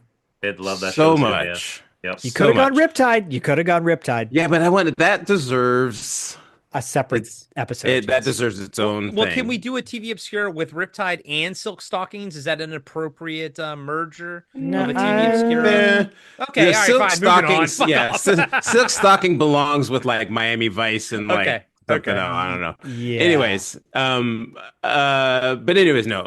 This show though, this was like, it's kind of weird because when it first came on, I didn't really like it. Like it was in that Hunter kind of area that John was kind of say, like you know. Um, but at this time, I was like kind of transitioning into like my later teenage years and then on my way to college. And I actually remember what actually made me watch the show for the first time was this guy I knew in my freshman year in college named Kevin. He was just like, yeah, like Vinny's the man. Why is God? He was so hyped about the show, and it had been on for a few years by then. And then I remember sitting down and watching it with him, and I was like blown away. I was like, this show is so like it's so good. Yeah. And then I went back and like watched as much as I could of it, but you know, is that I was in college. It was just hard to watch TV back then. But you know, I watched it spottily, but I remember just really liking what I watched, and kind of, you know, I hadn't really thought about it in all these years. But then when I realized it was a Stephen J. Cannell show, I was like, oh yeah, definitely got to do that because, like, it's one of those shows that I think kind of it burned very bright and it was really good for like a really short amount of time, but for a second, like at Ken Wall and my man that ended up what's his name, Jonathan Banks, that went on to play Mike on Breaking Bad. Yeah. Yeah, that's yep. Jim Burns, who was like he actually ended. I didn't realize this, but he actually ended up playing his character Joe on Highlander. Yeah. Played one of the Watchers. But yeah, it was like I think it was one of the first really, and I think it was one of the first really like in-depth dramas that had like a recurring story arc, and I think it actually like for network TV kind of created that concept. So yeah, it's just like it's really good, and also it appeals to me too because I don't I don't particularly celebrate. I like some like mafia like movies and shows. But I don't particularly like them. I don't. I kind of like. It's kind of like they are celebrating like crime or whatever. But like I like Wise Guy because like he's in there trying to take these things down, and it's. I mean, in a way, it's like I don't know. It's like Quantum Leaper or some of these other shows where it's like he's or A Team or whatever. Like he's kind of like going along the way and kind of trying to like take down specific things, you know. Um, but it's just very grounded and very like crime driven. So So he's yeah, he's like a for someone who like again I only have like one episode experience with this show. So he's like a deep cover yeah, agent, like you know. deep undercover. Yeah, But so the episodes that I watched, I mean, my God, it had Tim Curry, Debbie Harry, yeah. Paul McCrane, who is Emil from RoboCop, Paul Winfield from Wrath of Khan and Terminator. Mhm. But he was working, he was kind of infiltrating the music scene in that episode that I watched. Okay. Is he always infiltrating music or is it other things? No, so it had like broader arcs. The first arc was like a kind of more traditional crime like family he was taking down. But yeah, he like it starts off with him like he's so deep undercover that like he like had to play this role in like real life and like his whole like the real people he knew like thought he had turned down and he went to prison for 18 months and like that, and then he gets out, and that it was all a part of his cover. And so, Yeah. and then he gets out, and he just like immediately gets thrown into like trying to take down these crime families. There's like an organization that federal organization that he works for that's a task force for. But then I think the last season he ends up like the actor Ken Wall leaves. And he gets replaced by another actor, and that's when the show really kind of like went astray. And he came back in for a TV movie mid 90s. But yeah, it's one of those shows like again like when we do TV Obscura and I watch this, I'm like, oh man, this would be so good if they put it on TV now. But I don't know, there's something about Ken Wall that I don't know that you could recreate. You'd have to like get the right actor to actually pull it off. But yeah, it's just like that I don't know. There's just something really compelling about it. The cinematography, like the mood, the tone. It's just so compelling. Even now, like I was so excited just like watching it, catching up on it. I was like, oh man, I gotta rewatch the show. So Yeah, I mean, yeah. yeah, I watched like one episode. It was like I think it was the episode like after Debbie Harry was gone. I think it was like her arc was done, but Uh-huh. Tim Curry was the villain, and I'm like, Yeah. and Yeah. there's like and there's an interracial relationship in it. And then Paul McCrane, Emil from RoboCop, before he melts, he's like married, ER. like Yeah. he was in ER too. Yeah. He was like, I guess he's like supposed to be like in his maybe late 20s, early 30s, but on the show, he's married to like a high school girl. So he has to like go into school when she gets in trouble, but he's married to her. And I'm like, this show is like edgy as Yeah, it was an fuck. I was like, edgy. Yeah, holy shit. Like I'm taking all these themes in and all these, I mean, because I'm like watching like episode 6 or 7 of season 1, but like, I'm like, I'm already into it. I'm like, oh my God. Like I had no idea. I don't even barely remember like seeing ads for this show. But I'm watching it this one episode. I'm like, this is fucking crazy. And I was everyone's watching. performances were great.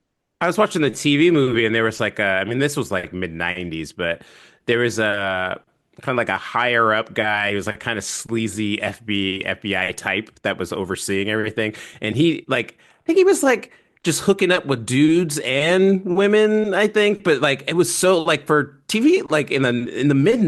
'90s, Yeah. like Ellen got her show canceled after this, right? Right? Like I don't, Yeah. you know what No, I mean? it's yeah, no, So it's from what yeah, I it's saw, very cutting I was edge. Yeah. impressed. Yeah, yeah. uh Tim, any experience with Wise Guy? No. No. And Moving I on. hated it. Moving on. Unfortunately, no. It sounds great. Maybe from some of the themes you guys have been talking about, this is one that probably would have got shut down pretty quick by my parents. Oh yeah, this would Oh, not yeah, have made it past your absolutely. parents. It's Yeah, a yeah. grandparent Yeah. show. You would have watched it at grandma and grandpa's house. Grandparents might have watched it. I might have been in bed by that time, but no, I think that I'll just be quick. I think the one thing that I thought when I did a bit of research into it is I thought Ken Wall would have made a tremendous Clark Kent / Superman. Hmm. He's got the look, yeah, for Mhm. sure. Or I don't know if he Batman. has an accent, but if he's got a thick New York accent, then maybe not. But Like Michael Pare. Hey, Michael Pare would have been a badass Superman. Hey, where's Lex Luthor? On the dark side. Oh yeah. But Tim, do you even like remember like seeing like no images, no knowledge of it whatsoever? no, I have zero memory of this. Yeah. This, Yeah, this so did not cross my path. yep, you and I had very similar experiences growing up. I swear to God, I saw like an ad for it or something. That was the closest I ever got to it. Makes me wonder, like, was it on at 9 o'clock? Maybe It was think a it was late. It was a 10. late Friday late night show. show. 10, It's like it's 10. late. Yeah. Yep. Yeah. that's why. That's why I ABC. never saw it. Yep. It was a 10 o'clock show. Yep. Yeah. Yep. Yeah. Okay. Same. Friday Okay. used to be like the prime TV night, and then It was. at a certain point it became the night you put shows on the dump Yeah. things Yeah, that were right. successful. Well, what Yeah. time was NYPD Blue? Was that 9 or 10? 10. I think 10. that was 10. Yeah, and that was like my first, like when I was a kid. I loved that, like as like sort of an again adult show that I got into. Very that was edgy. that was yeah edgy. John, Wise Guy. Yeah. So look, it competed pretty much about the same time as Unsolved Mysteries. Oh, And therefore I would not watch that. I watched Unsolved Mysteries. Yeah. that makes sense. And I never missed. As you do. I never missed Unsolved Mysteries, bro. Like I needed to get the ish scared out of me as a kid, like with that show. So I would watch that. Also, I remember during that time, I think I was like 12 years old, 13 years old by 1989 or something. I was into Miami Vice. I was into 21 Jump Street. There was a lot of competition, like Yala was saying on Friday night. I'm pretty sure several of those aired. Miami Vice, I'm pretty sure aired Friday night too. Oh Definitely. yeah, absolutely. Yeah, and so, but Unsolved Mystery, I just recall it was going to be a couple other shows. Wise Guy was one of them, and I know that there was nothing that was going to make me miss Unsolved Mysteries. Yeah, I'm so- with you, buddy. I think that's why I never saw Wise Guy because if I was up and if I was watching anything, it would have been Unsolved Mysteries at that Yeah, point. for sure. Yeah. So that's my story. I can't say much about Wise Guy anymore, you know? Yeah, no, I that, was that being makes forced sense. into watching Unsolved Mysteries by my older brother, so that's probably why he had the TV all the time. I would try to leave the room. I hated Unsolved Mysteries. It was terrifying. Scary. but It's scary. Yeah. I never yeah, it was really either watched watch it. this or leave. So I think I often just Do any left. of you remember do any of you remember watching Friday the 13th, the TV Oh yeah. series? Oh Yeah, hell we yeah. we Yep, covered yep. that on TV Obscura, the Yeah. podcasting after dark show. That was yeah. that was it wasn't this Halloween. I think it was the Halloween previous. We talked about that in Freddy's Terrifying. Nightmares. Yeah. Terrifying show. Yep. Yeah, yeah, yeah. Yeah, I ended up buying all the entire series on DVD format. Finally, got my hands on Oh, it. good. Oh, Yeah, great. so John, you yeah. and I need to talk about Monsters one of these days. That was Yeah. that was my horror show as a kid. I got Love that show. my DVD box set. Awesome. Zach, Wise Guy. I know you know Wise Guy. So Wise Guy is You're like, so let me tell you all about it. well, so I have a really strong feelings about Wise Guy because it was way too sophisticated for me as a kid. But I remember knowing it was like a cool show that you should know about. I remember watching Entertainment Tonight and the interviews with people involved in it, and it was like, to my knowledge, the first like really smart episodic television show that dealt with a really heavy subject matter, and the cast was phenomenal. I know Diallo, you listed most of them off, but like let's not forget Kevin Spacey was also on the show. A guy named Ray Sharkey was on the show, who I believe died of AIDS in 1993, and that was kind of like a big deal because they're like, star of Wise Guy, Ray Sharkey. But it also had Joan Severance. That was kind of the first time she popped up, and she's beautiful and like a really great actress. Stephen Bauer, who's so good. But William Russ, who was a regular on the show, was so good on that show. William Russ is like maybe one of my favorite actors of all time. Just I like besides Boy Meets World, but like he just has an energy about him that's really good. And I think he was on Miami Vice around the same time too, with a really cool not reoccurring character, but he was on a couple episodes of Miami Vice. But Zach, real quick, Martika, who had the song Martika, Toy yeah. Soldiers. Yeah, Martika. did an Martika. episode, yeah. I mean, Great look, song. Banger. and Yeah, you love that song. Fuck, I love that song. You guys brought up Ken Wall a couple times. He's really good on Wise Guy. I don't think he's a really good in other roles. Like I liked him in The Taking of Beverly Hills. I think that's a fun like cheeseball movie. And he's in another movie called Soldier, which is really good from the early 80s. Kurt Russell? No. No, not it's a Soldier. different- it's a different- Not yeah. Soldier. It's a different Oh, you Soldier. said earlier. Yeah. Sorry. Right. But Wise Guy. So this is my feeling on Wise Guy. So I knew it was a show like I should watch.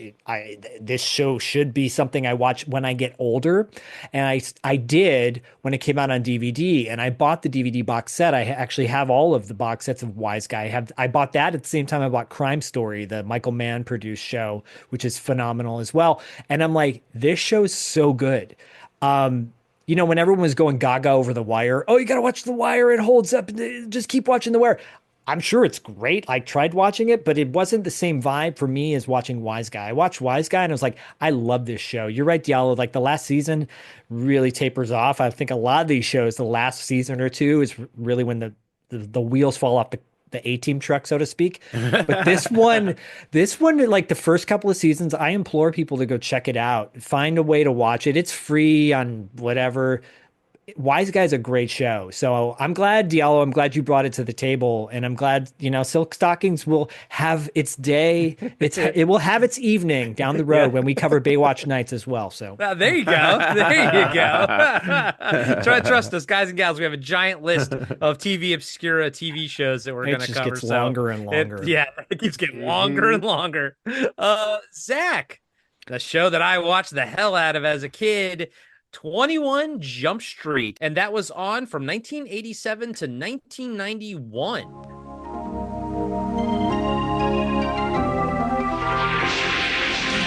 We never thought of finding a place where we belong. Don't have to stand alone, we'll never let you fall. Don't need permission to decide what you believe.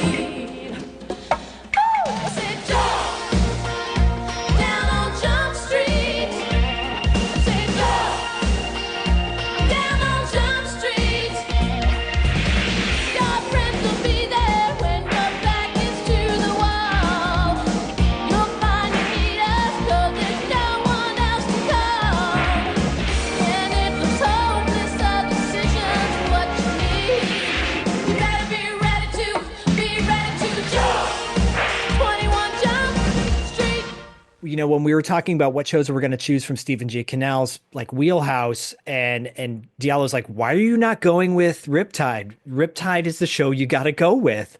And yeah, I wanted to go with Riptide, but then I was like, I got to go with 21 Jump Street. If there was ever a show that Stephen J. Cannell produced that really epitomized a huge part of my childhood, it was 21 Jump Street. And then when 21 Jump Street came on at the tail end of Miami Vice, kind of again, the last couple of seasons were not so great, even though I still kind of like them.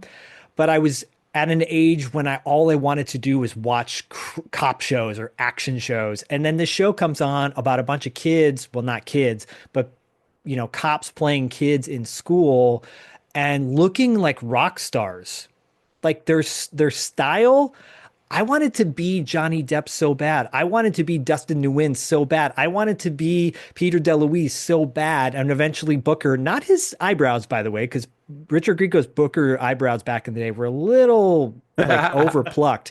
But Hey, take it easy there. I love Booker, Hey, but I was whoa, like, whoa, dude, whoa. you're really. Hey, Tim's like, hey, settle take it down. back. He Take was it back. he was he was like really sculpting before sculpting was in fashion. But no, 21 Jump Street was like, it was my childhood, and it dealt with. It's interesting how these shows, like Wise Guy is like the oldest mature wise content. Yeah, I'd But say, yeah, agreed. and Hunter, I think, is below that. But 21 Jump Street dealt with some serious subject matters, from like AIDS to racism to drugs to, heavy stuff. And I would say that 21 Jump Street's a bit more mature than even Hunter, I think. I think Hunter has this like certain sensibility of early 80s, whereas I feel like 21 Jump Street was the next generation of like what it was like, what TV shows and like what stories were going to be going into the 90s, Yes, yeah. So this was a Fox show, and it came on when Fox first came out, and Fox wanted to, blast everybody with like, this is the cutting edge stuff, right? The theme song to 21 Jump Street will always be in my mind, and the moment Holly Robinson hits that high note where she goes, "Ooh," I will always see Peter DeLuise making that face in the opening to the show. Always. I cannot say enough about how much I love this show, and I cannot say enough about how it kills me that the DVD release doesn't have the music rights. So all of the music that was made for this show outside of the theme song was replaced by like crappy synth. It's like watching WWF matches where they used real songs that were not licensed, and then they replaced it with just filler music. And you're like, wait, what happened to Orange Crush by REM in that episode? Like, it's an episode called AWOL, which I was confused. I thought it was like Vincent D'Onofrio for the longest time, but it's Patrick Labrador, who was in summer school. We've actually had him on the $2 late fee fundraisers. He's been in a bunch of different things, but that episode, like, there's a huge moment where they're chasing this guy who's escaped the military school he's in, and the Orange Crush plays by REM. Well, it's replaced in the show with like on the Peacock or whatever with like it's so lame. But there were so many amazing moments on this show. To this day, there's an episode called Hell Week from season 3 where they infiltrate this college frat who's like overly hazing their students, and they have to they join the fraternity. Doug Penhall, or Tom Hansen, Johnny Depp's character, Doug Penhall, Peter DeLuise's character, and Harry Aoki, played by Dustin Nguyen, infiltrate this. Oh, and sorry, Booker as well, by Richard Grieco. They go into this frat and they have to do all these different hazing things, and one of them is putting silverware in the correct order. And if they don't do it correctly, then Tom Hansen, Johnny Depp's character, has to like put these hot peppers on his lips and do all these horrible things. And to this day, I'm like, I have to put the silverware in the correct order at the correct time. I always flash back to that moment in the show. In the Hell Week, the show had a tremendous amount of guest stars on it, from Brad Pitt, Sherilyn Fenn, but Deborah Foreman, who we've had on $2 late fee, like I said, Patrick Labrador. Like, there's a laundry list of guest stars on this show back in the day. A guy who was on Real Genius, but I can't mention him anymore. But that actor told a story about being on 21 Jump Street and then saying Johnny Depp like hated being on the show by the second season. He was so burnt out on it. He just did not want to do it. But he's getting paid $45,000 an episode. It's not 88,000 like Mr. T, but that's a lot of good money. I had a poster of Johnny Depp on my wall. I've told the story a million times. I would take it down whenever my friends would come over because I was embarrassed to show them that I had Johnny Depp on my wall. But I love Johnny Depp. I dressed that way because of 21 Jump Street. That show was so influential to who I was just as a teenager. And, one big moment to me, it was the 6th episode of the show. So Frederick Forrest, who I think people will know from Valley Girl, he's the dad in Valley Girl, like the hippie dad. He passed away a couple years ago. But he played the original chief on the show, but the captain, right? And he dies in a car crash in this 6th episode, and it was so dramatic. It was like when Dawson Leary's dad dies on Dawson's Creek. It just gutted me. So sad. But he gets replaced by Stephen Williams, and I think people will love Stephen Williams from Friday the 13th. Yeah, Jason Goes to Hell. Jason Goes to Hell. But he's so good as the captain on this show. And there's so many dynamic levels. Like every actor on that show had a moment to shine. Holly Robinson had her special episode. Johnny Depp had his special one when his girlfriend gets killed by, guy robbing a liquor store. That's a huge episode too. I think that was in the end of the first season. But they like investigate a kids prison. They go into like a psych ward. All these great moments, heavy stuff. I've said too much. I've said enough. I want to hand it off to everybody else because I love this show so much. Yeah. Corey, I'll give it back to you. Yeah. And I have this one more thing I got to show you. I have the soundtrack to 21 Jump Street. I'm done. Last thing. The soundtrack to 21 Jump Street. And I just have to show you guys this hilarious photo of them. That's great, dude. And it's so good with acid wash jeans. And, oh my God. I love it. Anyways, That's the awesome, fashions. Zach. It's worth watching for the fashions alone. Zach, I'm with you, man. This was required viewing for me. I was a big Fox kid. I watched Herman's Head. I watched this, Marriage, Children, all that kind of stuff. Maybe we need to do a TV Obscura one day of all the original Fox shows that aired, type of thing, like the first season of Fox. But yeah, I loved it. And then but I was literally expecting this one to be the worst one, to not hold up as well as the others, because I haven't seen it in forever. Like all of them, it holds up spectacularly, and I really think does. At the end of the day, we're gonna have to give credit to Stephen J. Cannell, because Right. these shows are iconic. These shows are amazing, and yeah, the episode that I watched had Rusty from European Vacation in it. It was crazy, but like Peter DeLuise, like as a kid, I loved that dude. And then when he was on Sequest DSV, I was like, oh, it's that dude from 21 Jump Street. Because there was no IMDb back then, and I didn't even know that other DeLuise was his brother. And now I see it. Yeah. I look at him and I'm like, oh, now I see it. I should have known. He looks exactly like his brother. And I'm a big fan of Dom DeLuise too. And Zach's got one more thing. Because I before anyone jumps on it, and I just want to throw it out because it's not just produced by Stephen J. Cannell, but it's also produced by Patrick Hasburg, who produced Hardcastle and McCormick. Okay. But Patrick Hasburg got brought up on a previous $2 late fee episode because he wrote and directed Aspen Extreme, which is based on a true story. But anyways, I just had to throw that out there. And Dom DeLuise was on an episode of 21 Jump Street, and his brother as well. Yeah, Peter DeLuise's brother. But was he on an episode of Sequest DSV? That's when you know you've made it to the big leagues. But yeah, anyways, 21 Jump Street, it holds up great.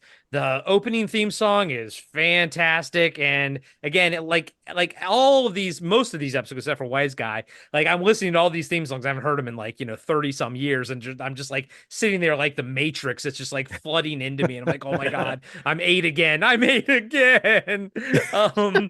Tim, 21 Jump Street, buddy. Nope, not allowed. No. Yeah. Well, I can see that. I can see all that. the themes you guys are talking about. This is it sounds like heavy. the show it's probably the heaviest, dealing with the most mature themes out of all these shows that we've watched. Yeah. So I think I wanted to. I think my older brother like snuck in some episodes, but I'm pretty sure anytime that show was on, that quickly got turned off by mom.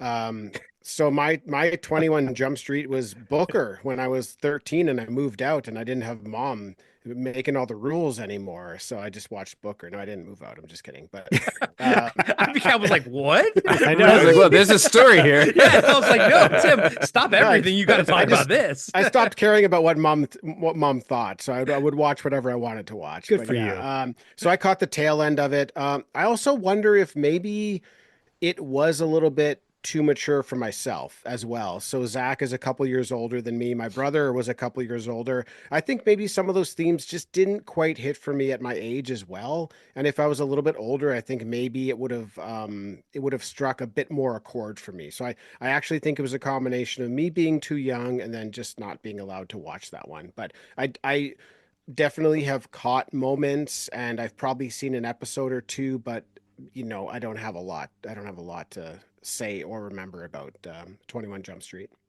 I definitely remember. I remember that cover. Sorry, I remember that cover. That the picture on the Zach's cassette tape there. I Yeah. remember that being like the production photo that they would send out. That definitely. They look so happy. They do. They're so happy. Look, that show looks like so much fun. Like, And what's yet they're wrong gonna with deal that with show? some real I wish deep, dark shit. I wish I had that picture to show to my mom and just say, like, I just want to watch these friends having a good time. Look at that. It's so That's cool. awesome. Was it as big of because it was a big deal down here, especially because of like Johnny Depp and everything. Was the show a big deal where you were, or like was it just kind of like another one of those shows? Yeah, I would say it was another one of those shows. Yeah. Okay. Interesting. Diallo, 21 Jump Street. Yeah, I mean I was so obsessed. I was so obsessed with this show. I remember my memory's probably not correct, but I feel like it was like the debut of Fox. It was. Actually. It was, yeah. It was part of it? the- Yeah, because I remember like it was a big deal. It was like, oh, and I remember watching this show and just like again, like I said with the Greatest American Hero, but I remember like the next day just like being a buzz. Like, oh my Yeah. God, what did I Everybody just talking watch? about it. Yeah, and for at the time when I was watching, it was like in mid high school, and so it felt like it spoke directly to me. And I'm kind of thinking like I don't know because I'm not that age anymore. I don't necessarily watch shows like that anymore, but I don't know that there's any show on that like speaks to teenagers in the way that show did. I think that's why I loved, still love Degrassi Yeah. Junior High so much because it just spoke to all the thing. Because it was like it was very socially relevant. Talked about some of the things that were happening now that aren't how do I say it? There are new things that came along. So like they were talking about. I remember there's an episode where Steroids. yeah, steroids. Where what's his name had like he had to go to the gym and he was undercover and they remember wanted that. him to do. Yeah. They wanted him to poke himself and he did Yeah. it and it was like a Doug big Penhall. deal. Yeah. Yeah. Yeah, there was an episode with these. It was like because they had a A story to B story, and I'll never forget I think it was the B story. These two kids were like had stolen money, and they were going all over the place doing stuff. It was kind of very comedic, but then there was the A story was really dark and serious, and I don't know. It was like that show, Degrassi, and then 90210 to a lesser extent were like all in like that. They just kind of spoke to you to your existence as like a teenager, young adult, and yeah, and then transitioned into Booker, and then towards the end, I stopped watching it. But I also remember Hoffs and Penhall making out in one episode, and they never did anything with it, and I was so upset. No, they always teased other relationships with like Tom and Hoffs at one point, but they didn't go that way. Yeah, and I think I probably tapped out like soon after Johnny Depp left. Maybe I remember. I do don't remember remember anything post Johnny Depp at all about that. Well, Yeah. show. he Yeah, and Dustin same. Nguyen left the same season. They both they- left in season 4, I believe. I remember when the captain was there, and then and then he died. Whatever. It seems super random. And then, like looking back, I was like, oh, they just retooled the show because that's kind of what they did, and they wrote that in there. You're like Because then episode 6. That sounds about right. That's about yeah, the time you're gonna retool. Yeah. Like now that I know how those things work, I Yeah. like, oh, that's what happened. Because like they were in the church or whatever, and it was all empty. And then when they brought in what's his name, Williams, and all of a Steve sudden it Williams, was yeah. like he was just like it was like populated, and it was basically like a precinct. And yeah, but he brought in an energy that really made like kind of put a stamp on the show and kind of like really solidified all the dynamics. So yeah, I really love that show so much so that it's in that zone of shows where when they made the movie and they decided to make it a comedic like parody farce, I was so upset. And I do think that the movie actually is funny on its own merits, but there's a part of me that just like it just kind of kills me inside. And Yeah. I hate it when they take a concept and they just decide they don't take it serious, they like I said, they did that with Land of the Lost. That just really like breaks my heart. But then there's what do you call it? Starsky and Hutch made a spoof of it, and it actually worked, right? Like it still was funny, but I would like to see them do a take it serious when they do that, and so they kind of missed all of that with 21 Jump Street. But it was everything. With the music, I remember every time I hear the song, and like I always think of 21 Jump Street, and it's a song by Simply Red, Holding Back the Years. Oh, yeah, Like that yeah. song. 'Cause I always remember that. Yeah. Yeah, I Yeah. always remember that being on one of the commercials for an episode. And I think it might have been in an episode. You gave me goosebumps, and I'm sure there's got to be a bootleg version out there somewhere Yeah. with the original songs. Yeah, yeah. So like I just like that it was so tied into, and again that time, you had MTV and like all that stuff was around, and I think there was that intersection of all those things at the time, and so it was just relevant to me in so many different ways. And I was in love with Julie Hopps, and was upset when she got married to what's his name, Rodney Peete. Yeah. But I think they're still married, so I guess it worked out. They are. They got like 4 kids, so God bless them. Yeah, so it's good. John, 21 Jump Street. Yeah, man, that was must watch television. If I recall correctly, I think it came on like Sunday nights, Yeah, yeah. at like 7 or something like that. And I know that there was a little bit of battles about the TV at that time. And I had by that time, I was still living in Detroit.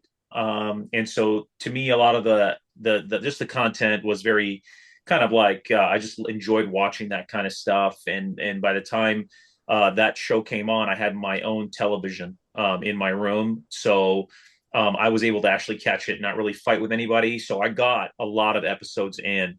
And I'll tell you, 21 Jump Street is one of those television shows that really, you guys nailed a lot of it. And I think I want to pick out on some of the things like the fashion, the music, the atmosphere of the show, I think just really resonated with me. And I was a huge fan of Johnny Depp at that time. Every time I think of Johnny Depp, though, I think of that character as well as the character he played in Friday the 13th. Oh yeah. Nightmare on Elm Street. Yeah, or Nightmare on Elm Street. I'm sorry, I totally butchered that one. And so for me, I just love the show, and I think that the show had several key episodes. Like some of the shows a lot of the shows in the 80s had like specific episodes that really hit home, right? The Stereos episode was a great one. Diallo, you mentioned. And just I just it's one of those shows that you have to, I think, go back, and if you can get your hands on the show with the original soundtrack, the original music, I think that it's a must see. And then another thing too is you didn't just have Johnny Depp. The whole cast was actually very good. Yeah. And for me, I just remember I was a big fan of Richard Grieco too, and I actually loved him, and I think there should be an episode, a retrospective done on If Looks Could Kill. Okay. Oh, it's coming up on $2 late fee. I'm gonna cover that movie. Yeah. Okay. All right. Because that's to me that was like such a fun film. Yeah. I really thought he was going to be a way bigger star. Right. I think he thought he was going to be a way bigger star. Yeah. Oh. And but no, I think it's one of those shows. If somebody would ask me, hey, what are some shows from the 80s that are absolute must watch? 21 Jump Street is in that running for sure. Well, I think that's, yeah. I mean, going back to Stephen J. Cannell, all of these shows, I think, because I watched one episode at least from each one of them, I think they all hold up really well in 2025. Maybe some of the themes here and there maybe Sure. don't, but I think the shows themselves do. And hell, the 21 Jump Street, swear to God, like I'm looking at the fashion, everything, what they're wearing. It could be contemporary right now because Totally. everything goes in cycles, and Yep. 80s has kind of been big for the past 5 to 10 years, like style wise. And like I'm like I could totally, like, Rusty from European Vacations wearing these like acid washed ripped jeans, and I'm like, you probably could right now buy those for like $200 on Yeah. Rodeoable. You know what I mean? It's like it all looks contemporary now, and it's Yeah. 1987 Yeah. or whatever the hell it is. Totally. And But- I agree with Diallo. Sorry to interrupt you, Corey. I think that they what they did when they did the 22 Jump Street, while it held on its own as a comedy and everything like that, that's fine.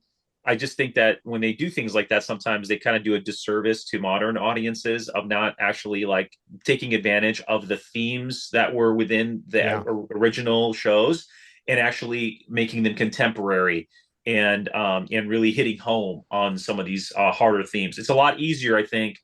Although I've heard making comedies is very difficult, it's a lot. I think it's a more approachable, more box office probably when you make a comedy with some famous names, famous people, than it is taking some serious subjects and turning them into a TV show. But we talk about that a lot on TV Obscura, Diallo. Like how you look at these shows and you think they're silly now, but they weren't really silly then. And the problem is when you make the reboot be silly because that's the lens you're viewing at it now, whereas it wasn't supposed to be silly back in the 1980s. Right. Like we talked about in TV Extra, it drives me nuts. Like, Yeah. like if they had like the perfect example of doing it correctly is Battlestar Galactica. Right. Like if you watch the original Battlestar Galactica, like, even then it was, had that kind of camp feel to it, but it took like that core premise and was like, what if we did this, like we treated it as serious as it is, where billions of people like died and they're on the run, and they made one of the greatest TV shows ever. Right. So yeah, I think you're doing a disservice to a lot of those shows and I think it's like it's kind of cynical and easy to do to make fun of it, and I think it takes more skill. It's probably more risk maybe to make a serious version of it. And I still I want a Land of the Lost serious, like epic big adventure movie. I think it's like after Jurassic Park came out, why wouldn't you do that? but they made that this stupid camp movie, and it's so disappointing. Well, I'll say too, I feel like, and we talked about this the other day, Diallo, the Brady Bunch was amazing. The Brady Bunch movie was hilarious. And I feel like ever since then, producers are like, we got to do that with our show. Yeah. But then Michael Mann goes out and does Miami Vice, the theatrical release. And that movie's amazing. I love that movie. I love that movie. Yeah. I just want to say really quick too that Dustin Nguyen, who would have thought that Dustin Nguyen would be the most successful actor out of 21 Jump Street, because he's on that show Warrior right now, the one that Bruce Lee. Oh, is he? He's been on. He's a reoccurring character on that show, and he's amazing on that show. Canceled finally, I think. Did it? Oh, maybe. I heard I don't good know. things about it, but I didn't Anyways. watch it, which is probably why it's canceled, because I didn't watch it. Because Corey didn't watch it. Highlander. Yeah. So John, you may not know this, but everything that Corey doesn't watch gets It canceled. gets canceled, yeah. Now, Wow. last thing I'll say, this whole night thing, like when I was watching all of these shows, one of my favorite things is how many character actors that just pop up. Like I saw like Michael Ensign, he was the Sedgwick hotel manager in Ghostbusters, like he was in an episode of 21 Jump Street. The girl that plays Fox from Friday the 13th Part 3, she was in an episode of A-Team. But even better, the best cameo was in that episode of A-Team, since they're in Skid Row. The A-Team guys, they set up shop in the Ghostbusters firehouse because the exterior is in New York, but the interior for the Ghostbusters firehouse is in Skid Row. It's actually in Skid Row, and it was like it was under, like trash for years, and they finally like rebuilt it and everything. But I was like, I paused it because I was like, my wife was here. I was like, babe, look, it's the Ghostbusters firehouse, the interior, That's awesome. and it was just, but back then it was just a set, like it didn't matter. There wasn't this like nostalgia, and everything for it. But now I watch all these shows, and I mean, there's character actors in every episode that I watched of all of these shows, and I was like, oh my God, it's that guy, for That's awesome. That guy. Let me. Holy I shit. want to. You just made me think of something. I'm gonna give you some really cool trivia right now. Remember we were talking about the last or the Greatest American Heroine Yes. failed pilot episode. At the end of that episode, there's an appearance of Branscombe Richmond. Yeah. And literally he just says something rude to this guy and gets punched in the face. Like his part is gone. But who would have known he would have been Bobby Six Killer Oh yeah. in Renegade, right? Yeah. Which is Stephen J. Cannell show. Yep. Yeah. Yep. Exactly. So- No. Don't be surprised if he shows up in an interview on $2 late fee. Oh, man. you got to go to Hawaii to get that interview, buddy. Yeah, I've been invited out to Hawaii to do an interview on the beach with Branscombe, so that Bro, probably is going to love happen. that guy. Love That's that where guy. so he lives in Hawaii now. Is He that where lives he's in at? Maui. He's out in Maui. Yeah. Yeah, so- we saw him in the Hidden. He got shot because he's he's a stunt man. He's like, hey, I'm Branscombe Richard. He gets shot. I love that man. I used to watch Renegade. I never miss Renegade, man. That's a Well, show I've never seen. When we do '90s Kids Unite, you can bring up Renegade and we'll, And Silk Silk Stock- Stockings. Silk Stockings. Silk Stock, bro, I never and Silk Booker Stockings. and Booker. Yeah, Booker. Silk Stocking was like Diallo said, to use the word intersection. That was like right when I was like, that was like the perfect timing Yeah. for when that show was on for Oh me. yeah. Yeah, man. So USA was Booker? Nights. Is Booker like actually a spinoff of 21 Jump Street? Yes. Yeah, Yeah, he was in 21 Jump Street, and his profile kind of really rose. He was like kind of like the next Johnny Depp, and he pretty quickly got his own show, right? Like the next Yeah. season, and then but it only lasted like a season. It wasn't kind of wasn't One season. too good. Yeah, Tim, did you watch Booker, Tim? Dude, that's my favorite. That's my Yeah, that was his one. favorite show. Yeah, Oh, that was my, shit. That was my number one. I love the shit out of that in show. the city. Okay. Okay. All right. Well, if you ever do a Booker TV Obscura, we'll have you on for that one, dude. Hell yeah, dude. I'll be there. Well, Tim, while you're on it, final thoughts for Stephen J. Cannell and in any of these shows, anything you didn't get out when during this discussion. I would just say that I didn't realize that this guy wrote all this stuff, and I think it's really cool. These are a lot of great shows. This is my childhood. Not the cartoon side of it, but when I think about evening television, this is a staple to my evenings. This is what I was watching, so it was really cool to see that this was the guy. And yeah, he's got some writing partners, but he's kind of the mainstay through these shows. So I loved this topic, and it opened up a lot of just some memories I had forgotten I even had. So yeah, I just had a blast going back and checking these shows out and remembering that this was some stuff I loved back in the day. Yeah, isn't it nice when it hits you like the Matrix and it just It's so downloads good. into your brain? So good. Yeah. Mr. Anderson.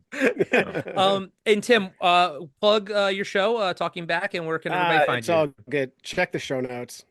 Check the show We're notes. down, for we're down Talking there Back. somewhere. Yeah. There you go. Diallo, final thoughts on everything, and plug anything you want to plug. Yeah, Stephen J. Cannell. It's like, if Glenn A. Larson is like the bedrock of my viewing life, Stephen J. Cannell is like the framework or something, that was built on top of that. Like the between the two of them, it's just, kind of everything for me.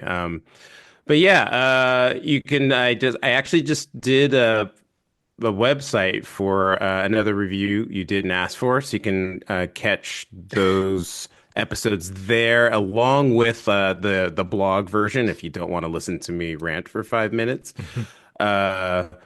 We have been taking a hiatus on Galactica actually, but we should be coming back shortly. And I have one more thing to say about Stephen J. Cannell, right? Just play with me. Always. Oh, man. Uh, dude, you got it. That was it. That was what I was gonna say, man. I know John was getting that teed up. I was teeing it up. Yeah. John, Sorry if I took that from you. It's cool. any It's good. final thoughts, John, and anything you want to plug? Yeah, I just want to say this was so freaking awesome to do this because I also got to go back and just kind of like, think back to all the shows that this guy did. I mean, just a brilliant mind for our generation, and so many great episodes that we got to live through and watch. I do Diallo nailed it. Like the typewriter, there's a few things that are just absolutely marquee for our generation, especially like the sit ubu sit Sit, and all Ubu, those, sit, good dog. yeah, and so that the Stephen J. Cannell on the typewriter taking it, the flicking it off. There's actually several different bumpers for that that he does, but that is absolutely, like you guys said, living rent free in my mind forever. And just I would say anybody who's listening to this or watching this and um, you're wondering where you should start with Stephen J. Cannell, whatever it is, just pick a show and go with it. And I think you're gonna branch out and start watching a lot of this stuff if you haven't seen any of this stuff. Or maybe you've caught one show and haven't caught another. Like right now, I was thinking when we were having this conversation, I was like, you know what? I'm going to revisit Wise Guy because of all the shows. Should. That's the one that I watched the least, or I actually like was interested in. But now as an adult, I'm like, okay, I can make some time and add it to my watch list, and let me give this a shot. And so that's what I would really say about that. But I really appreciated being asked to come on and talk about this. So thank you. Oh, thanks for coming on, Yeah, buddy. thank you. Zach, final thoughts on these shows? So I just want to point out on this 21 Jump Street soundtrack at the bottom, it says Stephen J. Cannell Productions, trademarked. So trademark, baby. I think that's pretty perfect. Well, first of all, I think it's a great topic. So Brian, I know we tweaked it a little bit, your suggestion, but thank you so much for suggesting said topic. And I'm glad we got to do a deep dive on Stephen J. Cannell's career, part one, perhaps. I mean, maybe we'll revisit more of his shows. Definitely covering Riptide on TV Obscura, which is a podcasting after dark show. So if you're not familiar with TV Obscura, go to podcastingafterdark.com and you can check out all that great stuff. I will also say I really am honored to be a part of such a great fivedom of Night Boys. We have a family here of nostalgic lovers and lovers. From last month, having Ducky and Grace on, and don't be surprised if both of them show up on $2 late fee at some point in the very near future. But obviously Paul London from Territory Marks, Dustin is they're both brothers of ours, and this show is very special and near and dear to our hearts. It all started about a little over a year ago at LA Comic-Con back in the day, and it will continue. Don't be surprised as well if a live episode of 80s Kids Unite comes up down the road very soon in the Los Angeles area. Hell yeah. We are working on that as we speak. So, John, maybe we can get you to come up from San Diego area. And Tim, And Tim, you got to fly down, baby. if you ever fly out here, you got a place to stay in my loft. You can crash. You too, Get John. your passport ready, baby. Right. Well, Passport's Tim, good to go. Tim, just so you know, the place that you're crashing at Zach's place will also be the same place I'm crashing. So you and I will be sharing the bed with Zach's dog. Which spoon are you? Well, and fun fact, Corey is the John Candy to your Steve Martin, so beware of the two pillows. Those aren't pillows. Those aren't pillows. okay. And I will, And I do wash my tidy whities in the bathroom sink. So. I will. Last thing I'll say really quickly: Max from Ready to Retro and Dustin from $2 late fee. Once again, if you're able to support their GoFundMe pages, go check out those links in our show notes. And for all you nostalgic people out there that love this content, we're going to keep it flowing as long as you keep listening and watching. That's right. I can't say it better myself. So I'll just say Tim and John, thank you for taking the time. Diallo, thank you Pleasure. as always. Thank You you. guys for taking your time Thank you. to, a valuable time to come on here and chat about silly TV shows with us. But we love having everyone on here. Love talking to you guys, Tim and John. I expect you guys to be regulars on the show in the future. So Thank you. Tim's like, nope. One more time. Let's do that. Let's do that paper to close us out. One more Oh, time. yeah. Ready?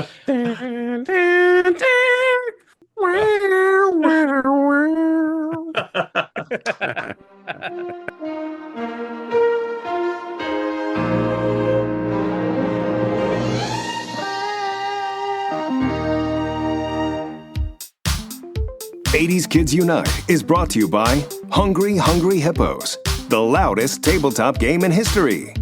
And by Nickelback, Zach's favorite band. If you'd like to suggest topics for this show, go to the Patreon of either $2 Late Fee or Podcasting After Dark, or both. All links are in the show notes. We love you.